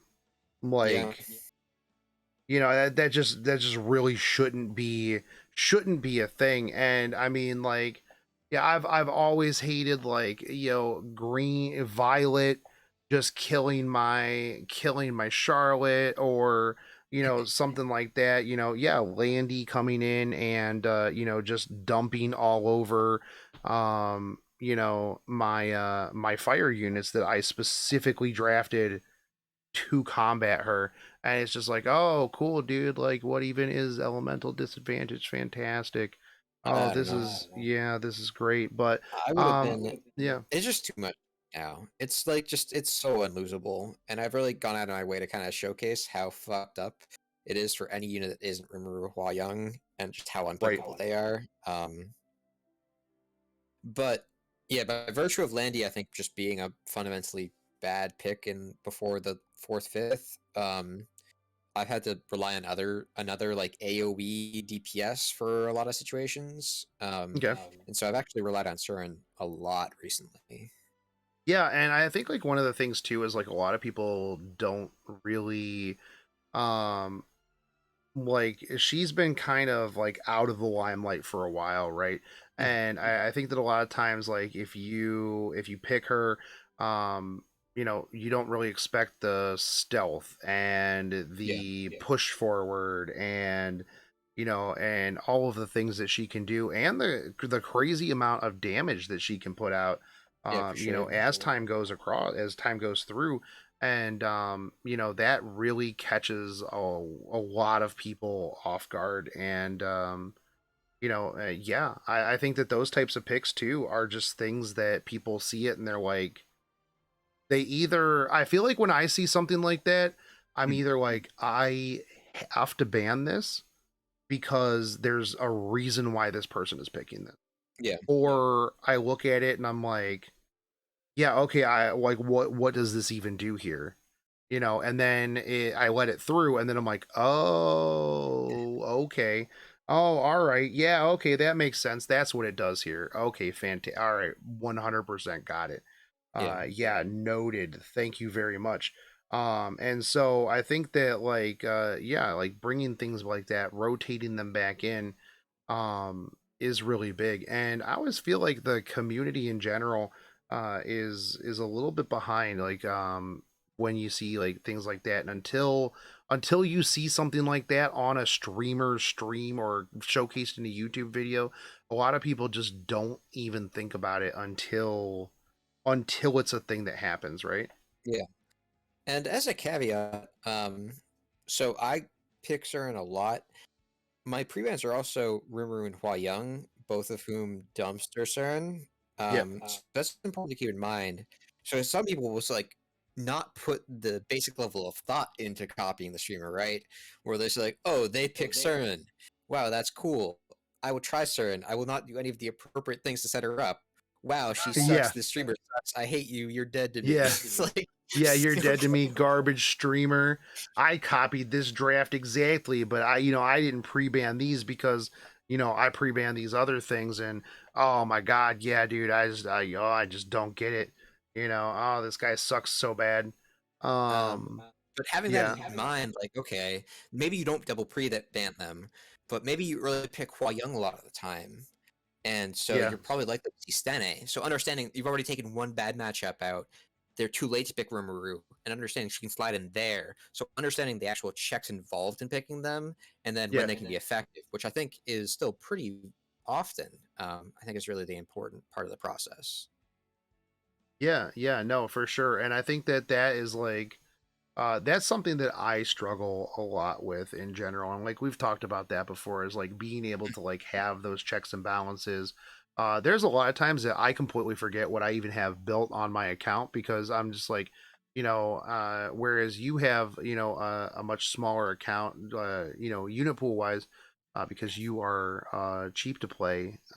Not anything against you. The fact that you have Yeah, been legend as a low spender is awesome. And I mean, I spend a lot of money, and legend isn't something that I've been able to just throw money at because, well, I mean, I guess I could just go buy a legend of an account with a legend frame, and that would be pretty much the same thing. But like, I haven't been able to just throw money at farming and get a legend frame, so it kind of where I think like the first handful of seasons, and I made a video about this earlier. I think the first 3 seasons, like the first couple of seasons, like you literally could do that, right? Because you would just gear gap people so hard, and nobody had caught up to you. But I think that as things go further and further along, you actually have to use your brain to get a legend frame, which is my problem. So Like, I think it is an objectively true statement from my end, that in season 4, which is the first time I hit Legend, I don't think there was a weaker account in the entirety of Legend. yeah, yeah, Also, and I mean that's before amazing firing because that just shows, shots, yeah. we love the spice for the streaming content, right? Mhm. Fuck you, Dr. Squirrel. um, uh, because he released a YouTube video when he hit Legend in season 4, saying yeah, title, the weakest Legend account, and he was yeah, showing these fucking units, like he had like 35 units geared better than I had like my 2 best units geared. yeah. You should have just made the call out video. You're like, oh, you think your account's garbage? Let me show you real trash, man. Oh, that's You know, that's my origin story, dude. So I hit Legend in season 4 and started streaming because I had a reason to. Like, yeah, I thought I had a good grasp of the game with a unique style, and thought that would be appealing to people. But one of the first big things that like kind of bumped my um, streaming profile up meaningfully was when I got a car review. okay, And the impetus for the car review is he released a review with GA, um, IGN Yanju, who is yeah, he's a fucking strong player. He's been top 10. Nothing against GA, but the car review was titled like the slowest legend player. And so all of my homies were into like, okay, so for context, he had a 292, I think, F10A, which is a 114 base speed unit, which is an yeah, over 300 B3s, which right, is right, in season 4 not fucking slow. right, I yeah, mean, he's a strong player. Like, there's no like not disagree with that. But he wasn't all that slow. Um, yeah. but yeah, like a bunch of my homies were like, yeah, car, like, fuck you titling this shit for? Like my boy Call8x7 literally was let's see, 82 speed slower than his fastest unit with my Right, fastest. yeah. Because literally Yeah, the I was fastest told one he used was people, like Lieutenant 80s. yeah. Yeah, like I was told people back in the day, I'm just like, man, dude, I'm so slow. I got so many slow units. Oh, dude, I can't speed contest anything. And then I'm like, yeah, I've got like a 275 Falconeer Quarry and a 298 Cerise, and yeah, my AROS is tanky at like 265, and like all this other stuff. And like Vinny of all people comes in and he's like, bro, what do you mean you're slow? And I'm like, what? Speed Lord Vinny? Dude, come on, bro. Like, I'm so slow compared to these people because, like, I'm comparing myself to, potato balls. I'm comparing myself to, people like Light. I'm comparing myself to, like, those people. And yeah, compared to those people, I'm super slow. But, like, compared to, like, other people, it's kind of like you don't really know what everybody else's has, and then it's like, yeah, you're like, oh, I'm so slow, and then call comes out and is like, oh, hey, look, I am a literal snail.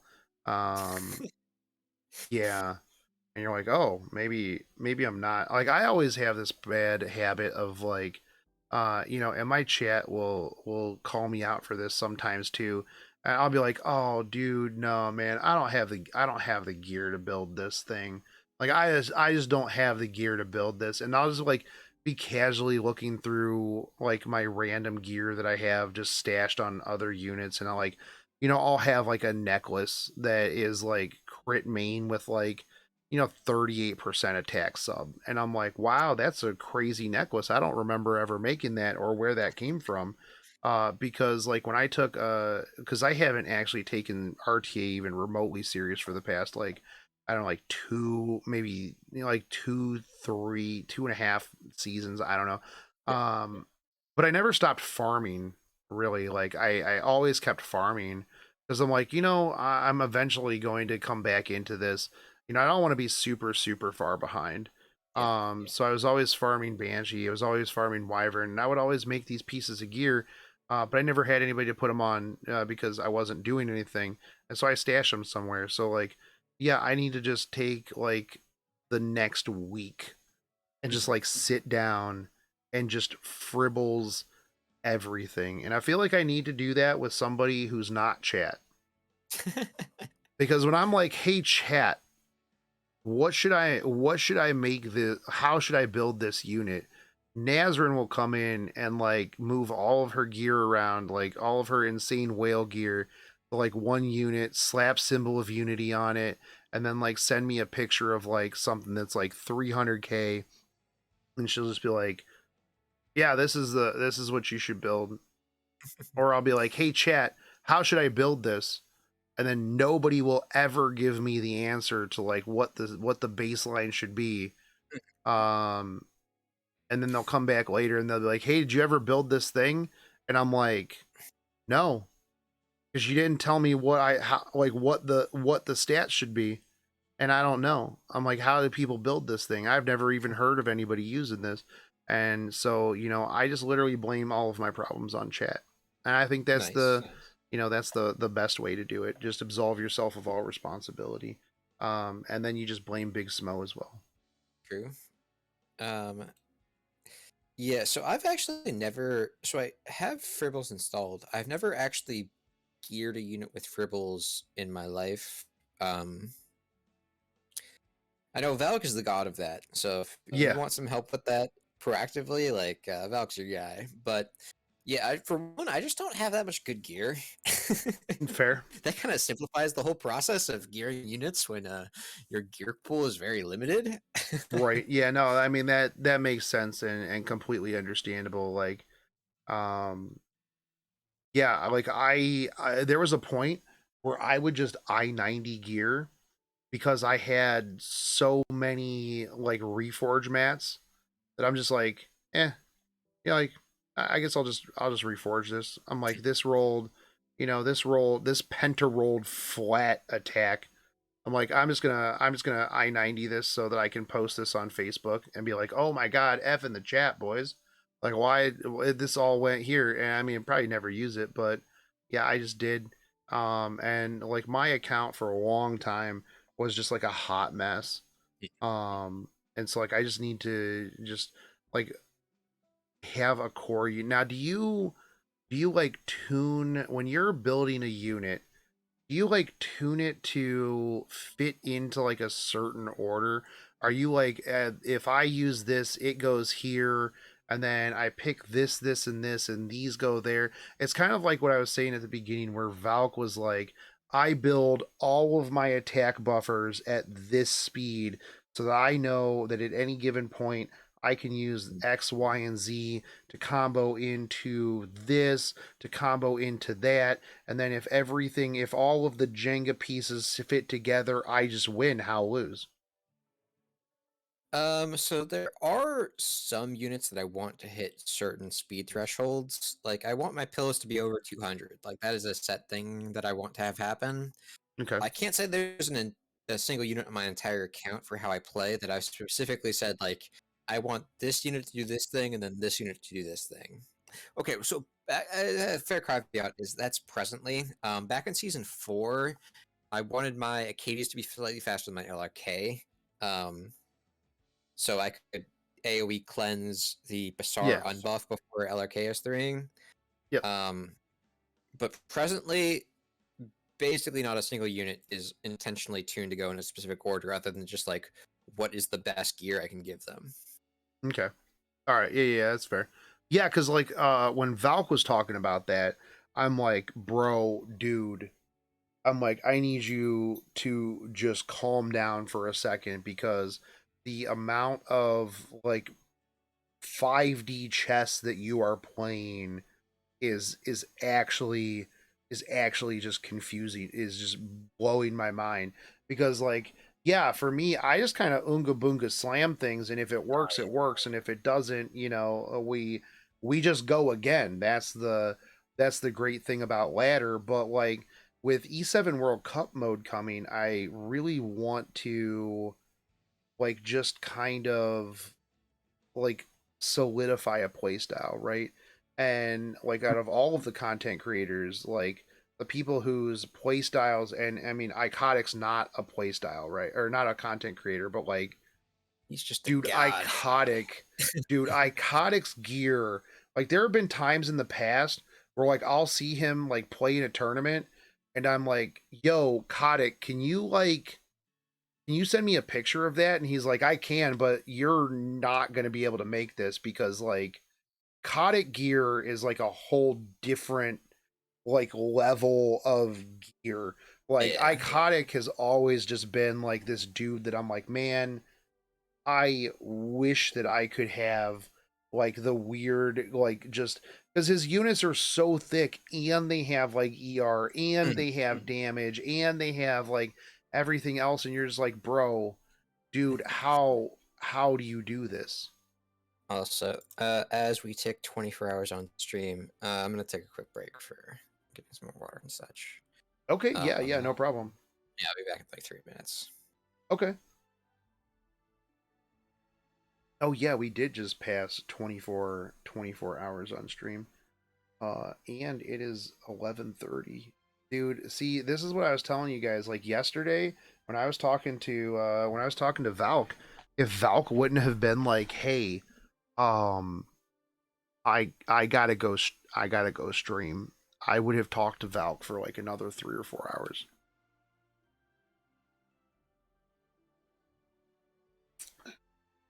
See, like that's one of the things you got to like interject. You got to be like, "Hey, look, dude, like I know that you're going to just keep talking. So I need to take a minute. Like I need to go use the bathroom. I need to go get some water. Like I completely understand. Iconic gear equals use your best gear on a unit and add 100 FRES. Yeah, absolutely. Dude, like Icotic's gear is just so crazy. Like Icotic is absolutely, Frenzy 10 Omega dude is just super fun. Oh yeah, no, Hoofer, I know that um Valk is Omega crazy at Fribbles. I'm just gonna have War of Lion help me because Frost tried to help me with Fribbles, but Frost just yelled at me a lot and told me that I didn't know what I was doing, whereas War of Lion was like, hey, look, I know that you got the boomer brain. I know that like you're a little slow on the uptake, so just use the McDonald's score to figure out if it's a Big Mac or not. And I'm like, bro, that's all you had to say, dude. Like, that's all you had to say, dude. You just got to use the McDonald's score. And then if you lose, you just be like, bro, how did this guy must have McDonald's harder than me? Like, that's really what it is. You know, you use the E girl HP. You use the E girl HP stat. Like that is what you need to do. Yeah, you got to use that. You got to use that Mickey D score. So yeah, sometimes it's a Big Mac, sometimes it's a fillet of fish. That's true, bro. Sometimes it's a McChicken, sometimes it's 5 McChickens. Because sometimes you just need 5 McChickens. That's just how life is, right? Sometimes it's 3 in the morning. You're on your way back from some questionable stuff, and you just need a McGriddle. You need to hate yourself when you wake up in the morning. That's just how. That's just how Fribbles. That's just how Fribbles is and how RTA is, right? Yeah, sometimes you go into a match and it's a 3 a.m. McGriddle. Sometimes it's 5 McChickens. I don't make the rules. That's just how it is, dude. That's just how it is. Gosh, I love mayo sandwiches. Well, you are a white girl, so I completely understand.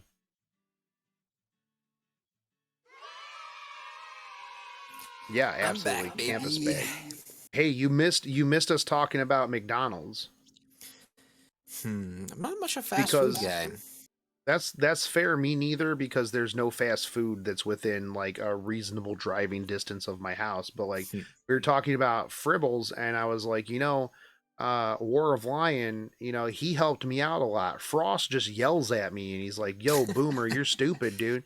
Like you got to use this, this, and this." Whereas War of Lion, he's like, "Look, man, I know you're slow. You see that one up there, that thing that says MCD? That's the McDonald's score. You got to go by the McDonald's score. You sort by the McDonald's score, you use the highest one. And then, that's just how you win." I told chat, like, sometimes you go into RTA and it's a 3 in the morning McGriddle. Sometimes it's 5 McChickens. You just don't know what you're going to get. But, you know that you're probably going to hate yourself in the morning because, well, you played RTA. So that's just the be all end all of that. But what were we talking about before you went and got water? Um. Oh, iconic gear. We were talking about Okay. Kotic gear, dude. Like, Yeah. how does he do what he does? He probably has one of the most singularly unique playstyles in all the game, which is pretty cool for a top 10 player like he is. Like, I have my SSB, which is the only thing probably resembling a Nicotic build. God, she trolled me today though. I was super upset about it. I lost like Yeah. 3 games consecutively when I was streaming earlier tonight. Where like all three, I was like pretty fucking sure I had like a meaningful outdraft. Um, and like as far as the whole meta conversation about how to perform an Epic 7, it's a very, very, very, very, very, very important skill to understand that a loss does not mean that you did a single fucking thing wrong. But what That's what if you draft SSB and then you forget to ban Solitaria? you may have done something wrong. Okay, but what if you do it twice? Like I've within actually within specifically done exactly that, so I can't talk yeah. shit. Okay. But like, what if, let's say, for some reason, like within like a 2 hour span, you do it 3 times? um, uninstall the game. Yeah, I went to bed after that one. I was like, man, I can't believe I did this a third time, chat. What the This is your fault. I literally did this because of you. Like you made this happen. This is your fault. And this is on you. But yeah, no, I mean there are sometimes, obviously, like with RNG dual attacks, like people running. Valk literally told me last night that he unironically uses Unity set on his Spectre Tenebria. And I'm just like, wow, okay. Literally Like, the best Spectre yeah, Tempria on the planet. yeah. I mean, I've got a lot of crazy Unity set, and I've actually never thought about like using it for realsies on anybody, because I'm just like, yeah, like for like, to be honest, like for a long time I literally used these Unity set pieces on Gunther, and I only used Gunther in Guild Wars, and that was to just insta-gib T-Surns, Rylets, other things like Violets and stuff like that, because it was just a Tooth Gunther. It was Hua Young before Hua Young existed. And I have these Unity pieces that, like, I'll bring up, and I'll just go, "Hey chat, imagine that this piece was speed or immunity or pen.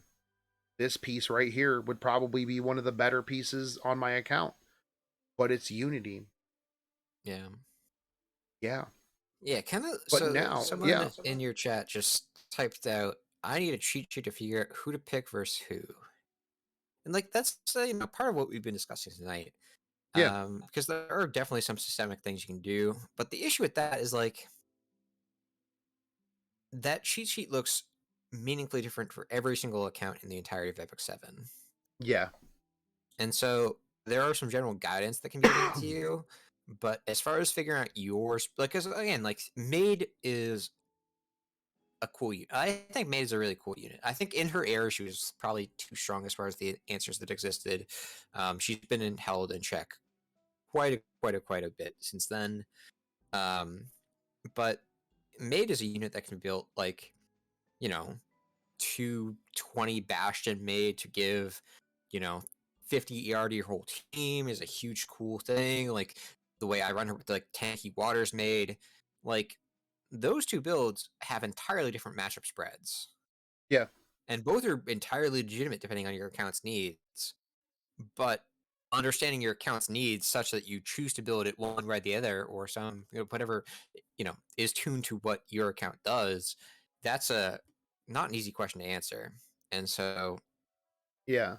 And I think um that that's actually one of the hardest things for like a content creator. And I think that a lot of content creators don't realize or they're just, willfully ignorant about it.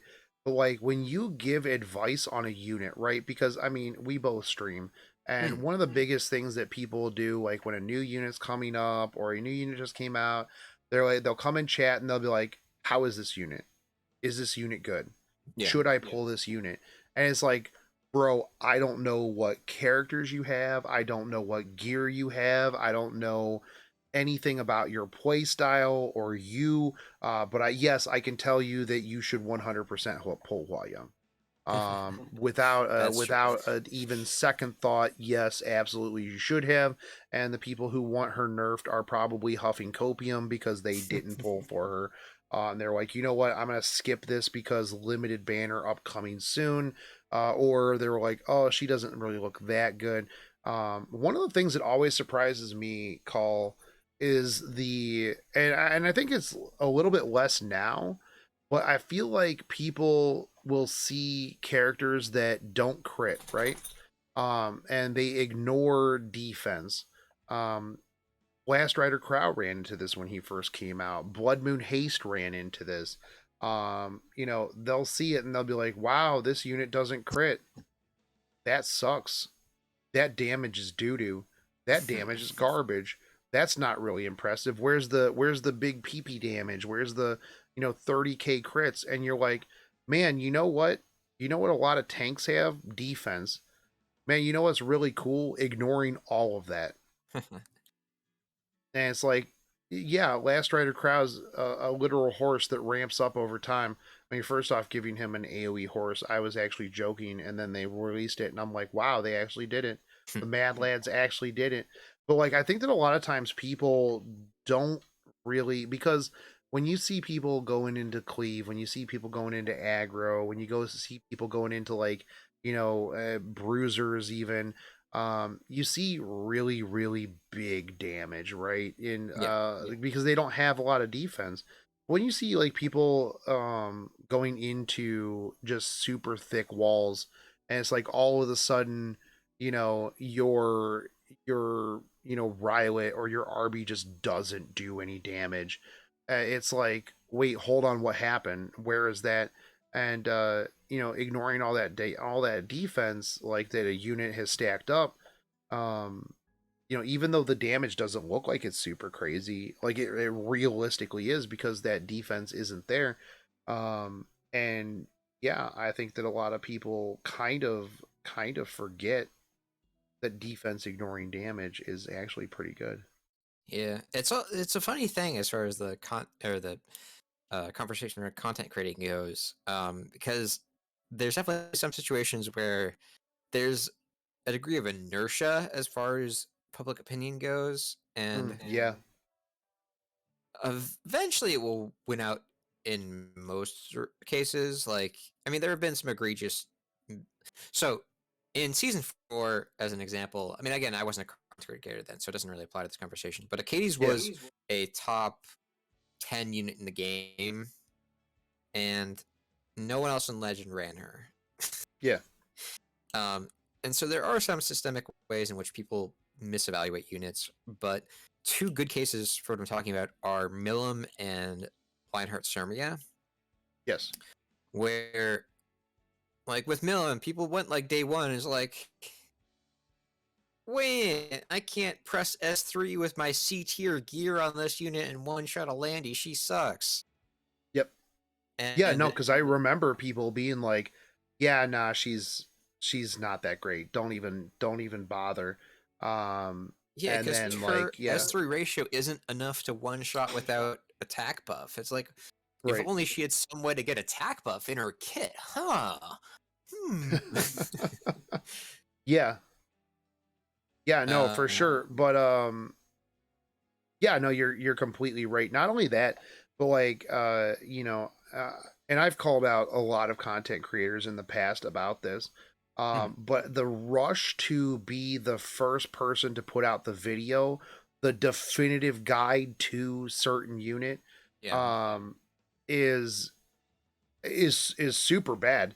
Like I think that, like I do a lot of, like well, when I was actually not streaming 24/7, I would do videos like should you pull theory crafting damage by the numbers, and I would like look at a unit and be like here's the raw numbers, here's where you could potentially use them, here's where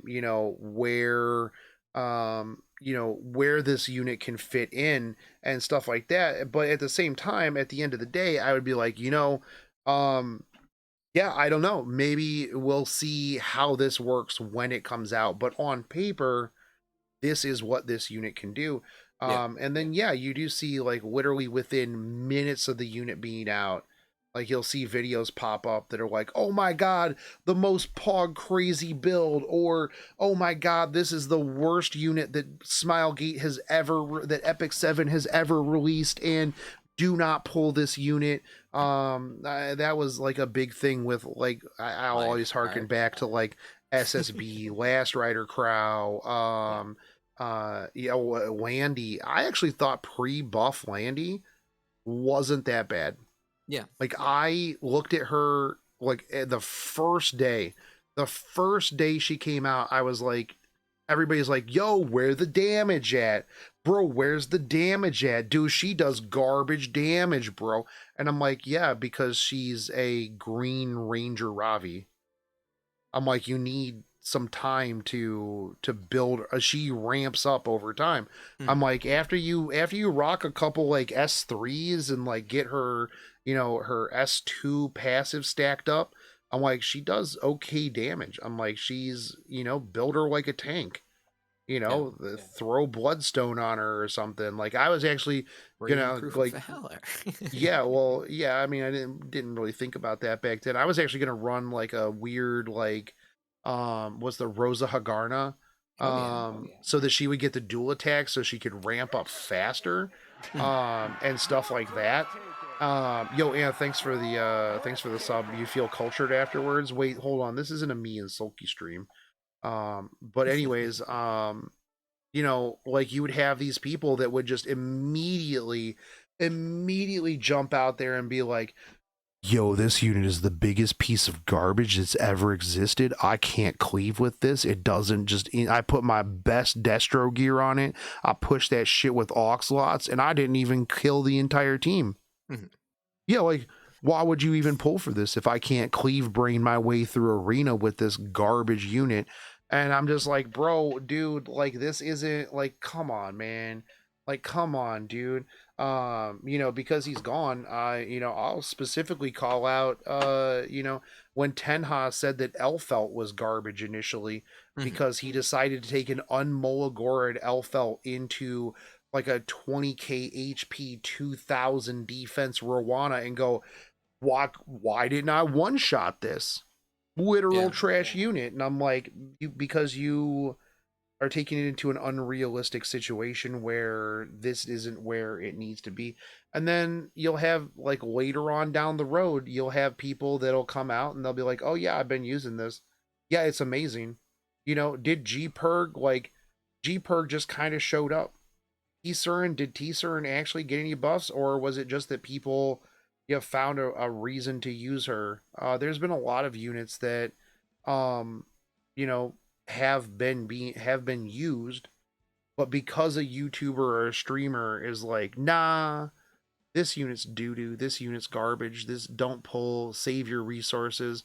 And then you have people like a little bit further down the road when it comes out that people figured out how to finally use this, or maybe the meta shifted and the unit like became decent or usable. People would be like, oh, you know, yeah, I'm on heavy copium now because like all of a sudden I didn't pull for this, so that's terrible. And I think that like, you know, from a content creator standpoint, like you need to kind of be cognizant of that. Like you need to understand that like you don't know everybody's account, you don't know their box, you don't know their playstyle, like we were talking about earlier, and you know, you'll see a lot of people that'll just run off to insert Discord or whatever, touting what their favorite YouTuber or streamer's playstyle is, and that's not necessarily fitting in with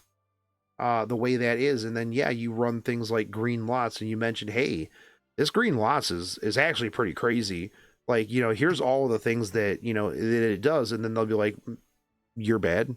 Why would I use this over? Why would I use this over Amelia, or why would I use this over this thing, or why would I use it over this thing? And you're like, well, here's the things that it does, and they'll be like, yeah, no, you're bad. You don't know what you're talking about. Or even against And like you're if like, they yeah, against Amelia, like sometimes Amelia is picked by your opponent, sometimes Amelia is banned.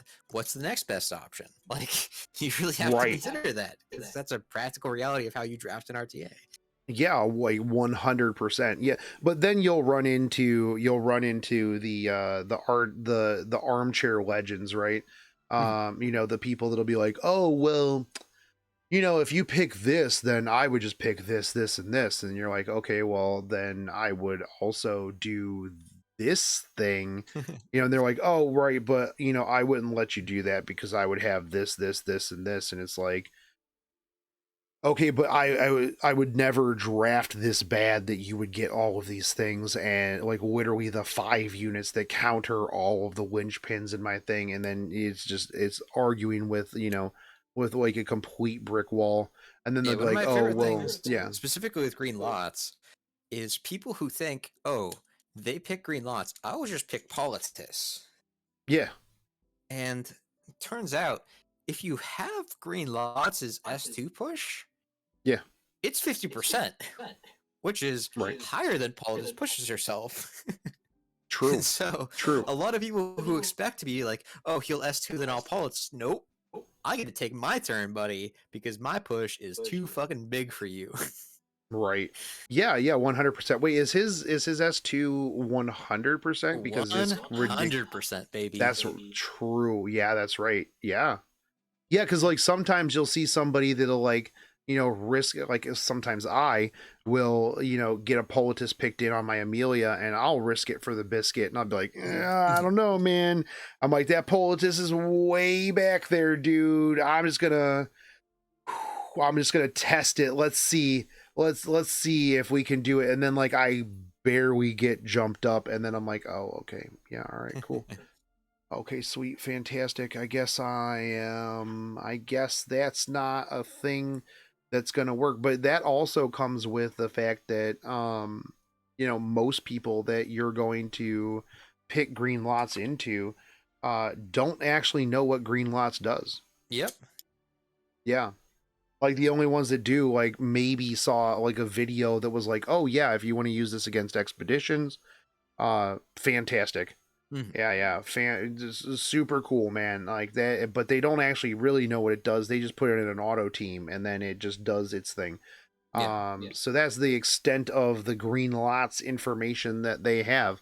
Um, And the but great yeah, tragedy of green lots is, I am, I think, as far as I'm aware, his singular champion in high level RTA. And my well, green I'm hoping after this conversation, I mean, Hoofer right now is talking about building green lots and Fribbles, so Hoover's not me. maybe you are going to start the green lots revolution. I mean, mine is +10, so I mean, I mine's got plus 10 too. That's all S2 you and need, baby. yeah, S2 and S3 are maxed out. I've had this bad boy triple S with the two skills maxed out. Like I said, man, I use this dude like back in the day in Guild Wars like all of the time. Also, dual attack Yeah. chance imprint for the team, fucking busted, dude. True. I'll put that on with my Unity set Stenny. Nice. And then people will be like, imagine, because like, you know, when somebody is just pogging dual attacks nonstop, like you are on the other side of the screen absolutely mauling because you're just like, oh my god, another dual attack. Oh my, esports ready, dude. Esport 5% chance to win, bro. 5% chance to win. Another dual attack, fantastic. So yeah, stacking as much dual attack chance as possible is actually a really good way to make your opponent uninstall the game. Yeah, and like the sick thing about running dual attack chance like that is like whenever you get the roll, like with your NA with another unit on your lots team, you didn't get lucky. No. You just outgamered them by virtue of your strategery with the dual attack imprint. Right. Yeah, well, I mean, the more chance you have, the more skill that you have, right? Exactly. You just get to You take know? credit for all of it after you add that little extra bit to it. Yeah. I mean, to be fair, I do think that like one of the things that does bug me about their like esportsification, and I put that in quotes, is like the sheer amount of like just sometimes actual bullshit RNG that you will get. Like, you know, there was like one time that I was like, I fought Genizad, right? And I really felt bad because like I did get like 4 Stenny dual attacks in a row, and I just absolutely bodied him. And I'm like, you know what? That was not a clean win. I'm like, that was dirty. I feel really bad about that, but a win's a win. You know, and I guess if I went to the finals of the E7 World Cup and, you know, my Stenny pogged out of control and I was just an absolute 5% gamer, you know, people could call me, you know, a dirty, you know, RNG luck sack, but I would be a $50,000 richer you know, I mean, I RNG think luck sack. did Yen quit the game roughly over that in that similar kind of situation? I think that was Yeah. roughly the story for him. Yeah. Was it? I think it was Valk that mentioned that they had like a group chat and they were posting in there like, oh, $25,000 dual attack, you know, GG. And it's like, you know, that is one of the problems. That was like something that I always got into fights with New about. Whenever I would talk to New, because he would be like, no, dual attacks and the RNG make it exciting for the player or the, you know, the viewer. And I'm like, maybe the rando viewer like that doesn't really know it, but like, dude, bro, the people who actually like, you know, follow this, the people who are going to be watching your tournament, like if you get to the end and you just like dual attack out of control, people are going to be like, dude, nice luck sack win, bro. Like you didn't earn that. I understand the Yeah. need for variance, and Yeah. people who say we should just outright, without doing anything else, remove 15% are delusional. Like, you could Yeah. not be more wrong. Like, because units are like the nearly every unit in the game is designed around that 15%. Like, do you think F10A is designed to press S3, strip every immunity, land every debuff every time? Like, no, that's not what she's designed to do. And if units like AOL, like any number of those oppressive, like Piera, these units are not designed to land every debuff on every unit, and that just would warp the game in a hugely negative way if that suddenly became 100% consistent. But Like, what if, so here's something I've thought about in the past call. What if they had like a sliding scale, right? What if they had like some sort of diminishing returns, right? Because like in my opinion, if you invest and you go 300 effectiveness on a unit, like we in Guild Wars today, we like ran into a C Lilius that literally provoked a like 270 ER um uh sinful Angelica. Like if you have invested 300 effectiveness, you've forgone every other stat. Shouldn't there be some sort of sliding scale to make that 15? Like, let's say every 100 effectiveness that you have over the other person, it should like go down 5%, right? Like if you, because let's be real, if you are 300 effectiveness and like actually fast, you have no HP, you have no defense, you are paper thin. Your job is to just debuff them and then potentially die. Yeah. And so like there's nothing worse than like, especially too, if you know that you are going into a unit that does not have any effect resist whatsoever. Like you go into an A Ravi or any bruiser or any DPS with your like 200 effectiveness Solitaria, and it's just like, oh cool, didn't strip, didn't stun, didn't push back, I guess I lose now. There's like the investment there, like, because yeah, I understand like the 15%, like that is the chance, that's the chance there so that control teams, because Smilegate hates control teams, because they want the other person to play, I understand. But otherwise, yeah, 100% a control team would literally make it so that you never played the game. But I also feel like at the same time, like if you have invested in the speed, the effectiveness, and you want to play the type of game where it's going to take a while, and I'm not saying to completely get rid of the 15%, right? But like if there was like some sort of sliding scale that, the more you have, the less that 15% wasn't a thing. Yeah, to Hesmana's point too, maybe if Yeah. debuffers didn't get 100 So free that's gear exactly what I score, was about to bring up. yeah.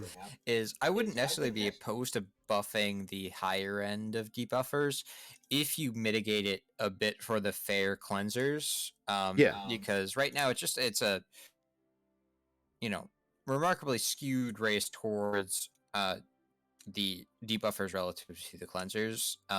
Yeah. And so any buff that buffs the high end of debuffers without buffing the high end of cleansers, I think would not push the game in a direction to be super happy with, because I think it's already skewed towards them to begin with. Without, Hmm. again, like regardless of what you do, Ricky's still gonna do ML Ricky things, like Dilibet's gonna do Dilibet things. But like the units like my girl Amont, like making life harder for them without compensating them, I think would be a negative for the game overall. Yeah, I mean, well, Um, I mean, I've always thought that they need to like retool the effect resist and the effectiveness, right? Like, I mean, I've always thought that it is like a pretty garbage system, um, because yeah, you can go in with 0 effectiveness and you can land a debuff. I think that if you are a debuffer, you should be required to go into effectiveness to land your debuffs, right? yeah, If you want them to land, you should have to put some points into debuffs. Now that would, kind of mess up units that, that that are on S1, like, DPS that have like a debuff. That's not going to work, right? Um, Mhm. Obviously there's no really good way to kind of do that at this point. They'd have to retool literally the entire thing. But I Yeah. do think that like if you are a dedicated debuffer, um, like yeah, you should have to have effectiveness. But I feel like after you get to a certain point of effectiveness, Mhm. like you have foregone everything else, and you should have a better chance to land your debuffs and stuff like that. Yeah. Yeah, so I think um, if they were to reward cleansers for having more ER, I think it would be fair to reward debuffers for having more effectiveness. Would be my basic Yeah. position. Yeah, and then like, DPS or DPS. I think that like, giving that would actually be really a good idea actually to reward like let's say soul weavers and any unit that their job is to cleanse, Mhm. they should have more effect resist. Because yeah, if you pick a debuffer into like a whole team and you don't pick cleanse at all, then you should 100% get controlled. Mhm. Like if you are willingly just going, you know what, that whole team is going to debuff me and I'm not going to pick a single cleanser. Yeah, I think that's, that is what it is. You should get controlled to death because you should have picked some sort of cleanser in there or somebody with a cleanse if they went whole debuff.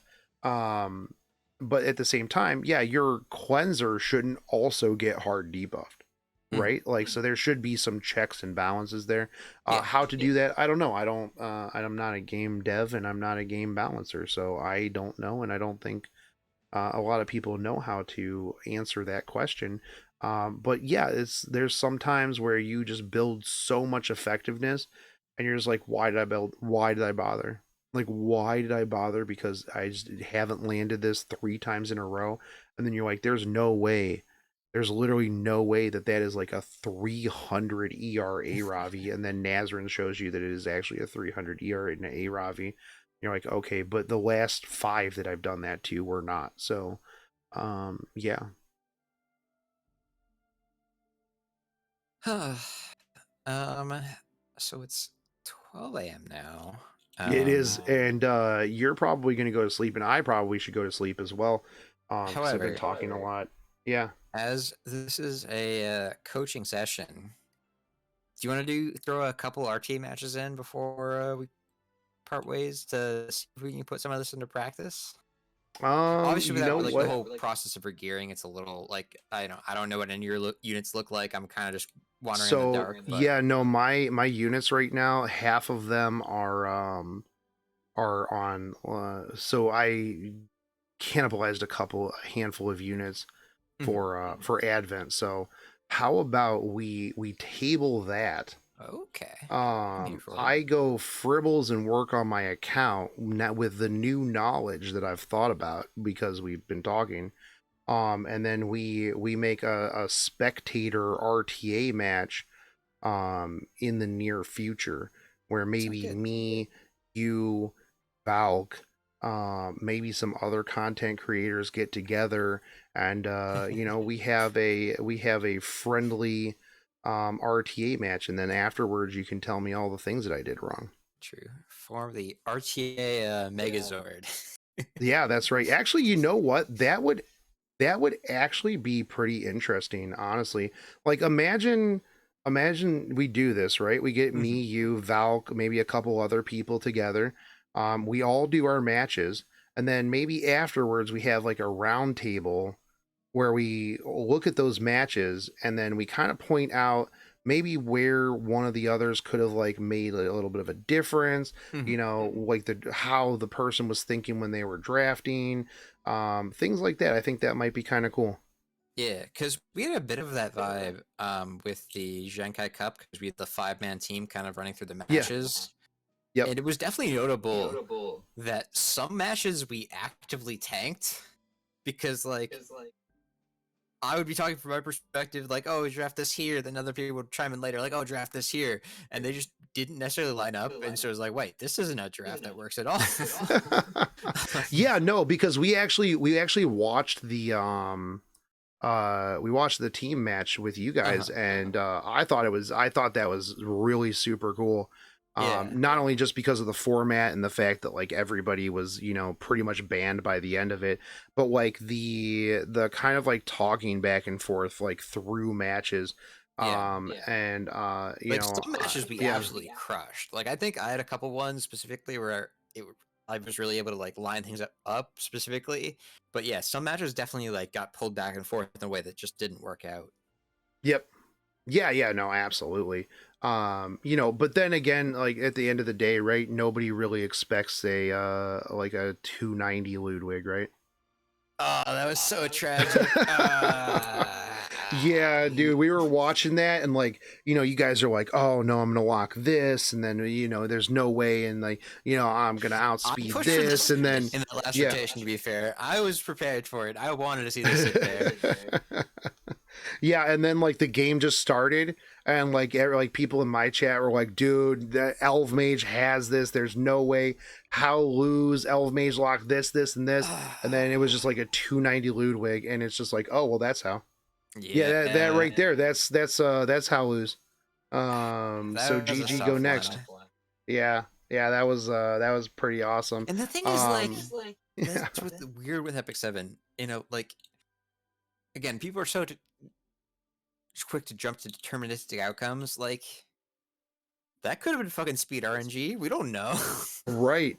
Yeah, no, because like we hit the stronghold tonight in the guild war, and there was a sea lilius, right, and we all expected that the sea lilius was going to outspeed us, but like the first person that went and tested it, they had an op sig at like 267, and they're just kind of like, oh well, I outsped that. So like I bring my 271 Amelia, and I'm like, there's no way I don't outspeed this then, because you outsped it at 267, and then it outsped me, but it didn't matter because it was Amelia, so wasn't really that big of a deal. I still end up winning, but like um I was, yeah, speed RNG too, man. Like that's one of the other things that like kind of sucks, right? But like at the same time, I feel like speed RNG could get like narrowed down, right? I don't think it should be a percent. I think it should just be a hard number. Like I think it should just be 5, like up or down, because obviously the higher you get, the more speed RNG will bone you.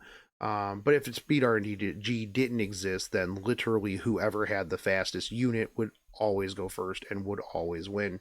So, but yeah, it should be team wide. It should be set so that way you don't speed RNG yourself. Because like, you know, I have a 280 key blue Kisei. My Amelia in RTA is like technically like around like 29, you know, what 286. It's like I should, in theory, my Amelia should always go before my blue Kisei, so I can give attack buff, whatever, and Actually, you I know, really and like so this yeah, idea that I typed in chat, right, where it is instead of a unit-wide modifier, a team-wide modifier. yeah, So if you have a faster unit, they will be increased. Not like the margin can stay the same, but right. like within your team, it will be the same margin. Yeah, that's what I was kind of going into. So it's Yeah. like, you know, my Amelia should always go before, even if the speed RNG on their side, they get the, you know, they win the coin flip. Like my blue Kisei should always be behind my Amelia, because yeah, it does make it like, you know, I remember when speed was like, it wasn't that fast. Like, you know, you're 250 and it's like, oh my God, this guy is fucking blazing, man. You know, it was already a pain in the ass. And then it's like now it's even worse. And, you know, yeah, this is such a huge margin. But, anyways, call. Yeah, I'm going to call it here. I'm going to call it here. And then, you know what? Yeah, let's we definitely should do that. I think that we should organize. What are you doing next weekend? Nothing super planned, I don't think. Nothing super planned. Let's shoot for maybe like next Saturday. We get like a handful of content creators. We play some matches, and then afterwards we all jump on a call and then kind of go over the matches. I think that would be fucking sweet. Yeah, I love rounding up the boys. Yeah. All right, cool. Pitch it to some people, and then I'll throw it around to some people, and yeah, we can make some magic happen. Is call Oh, are you gonna play in the tournament tomorrow? Tomorrow I am out and about, so I probably Okay. won't have the time to play, sadly. All right, fair enough. Well, we'll be having it, so you know, in the evening, if you want to stop by, check it out. Okay. Fantastic. Not your wedding weekend. We'll record it, Hoofer. We'll record it. It'll be your wedding present. We'll record it. I'll send it over to you. Like wrap it in a bow and everything like that. So yeah, well, I'll give you a Hoofer call has out too. I'll be promised like, he's gonna stream like this the is Celestine Guild homies in for the wedding ceremony, so I'm looking forward to nice. that. All right, you better do it, dude. But yeah, all right, Cole. I'm gonna catch out of here and then chat. I'm gonna go to sleep.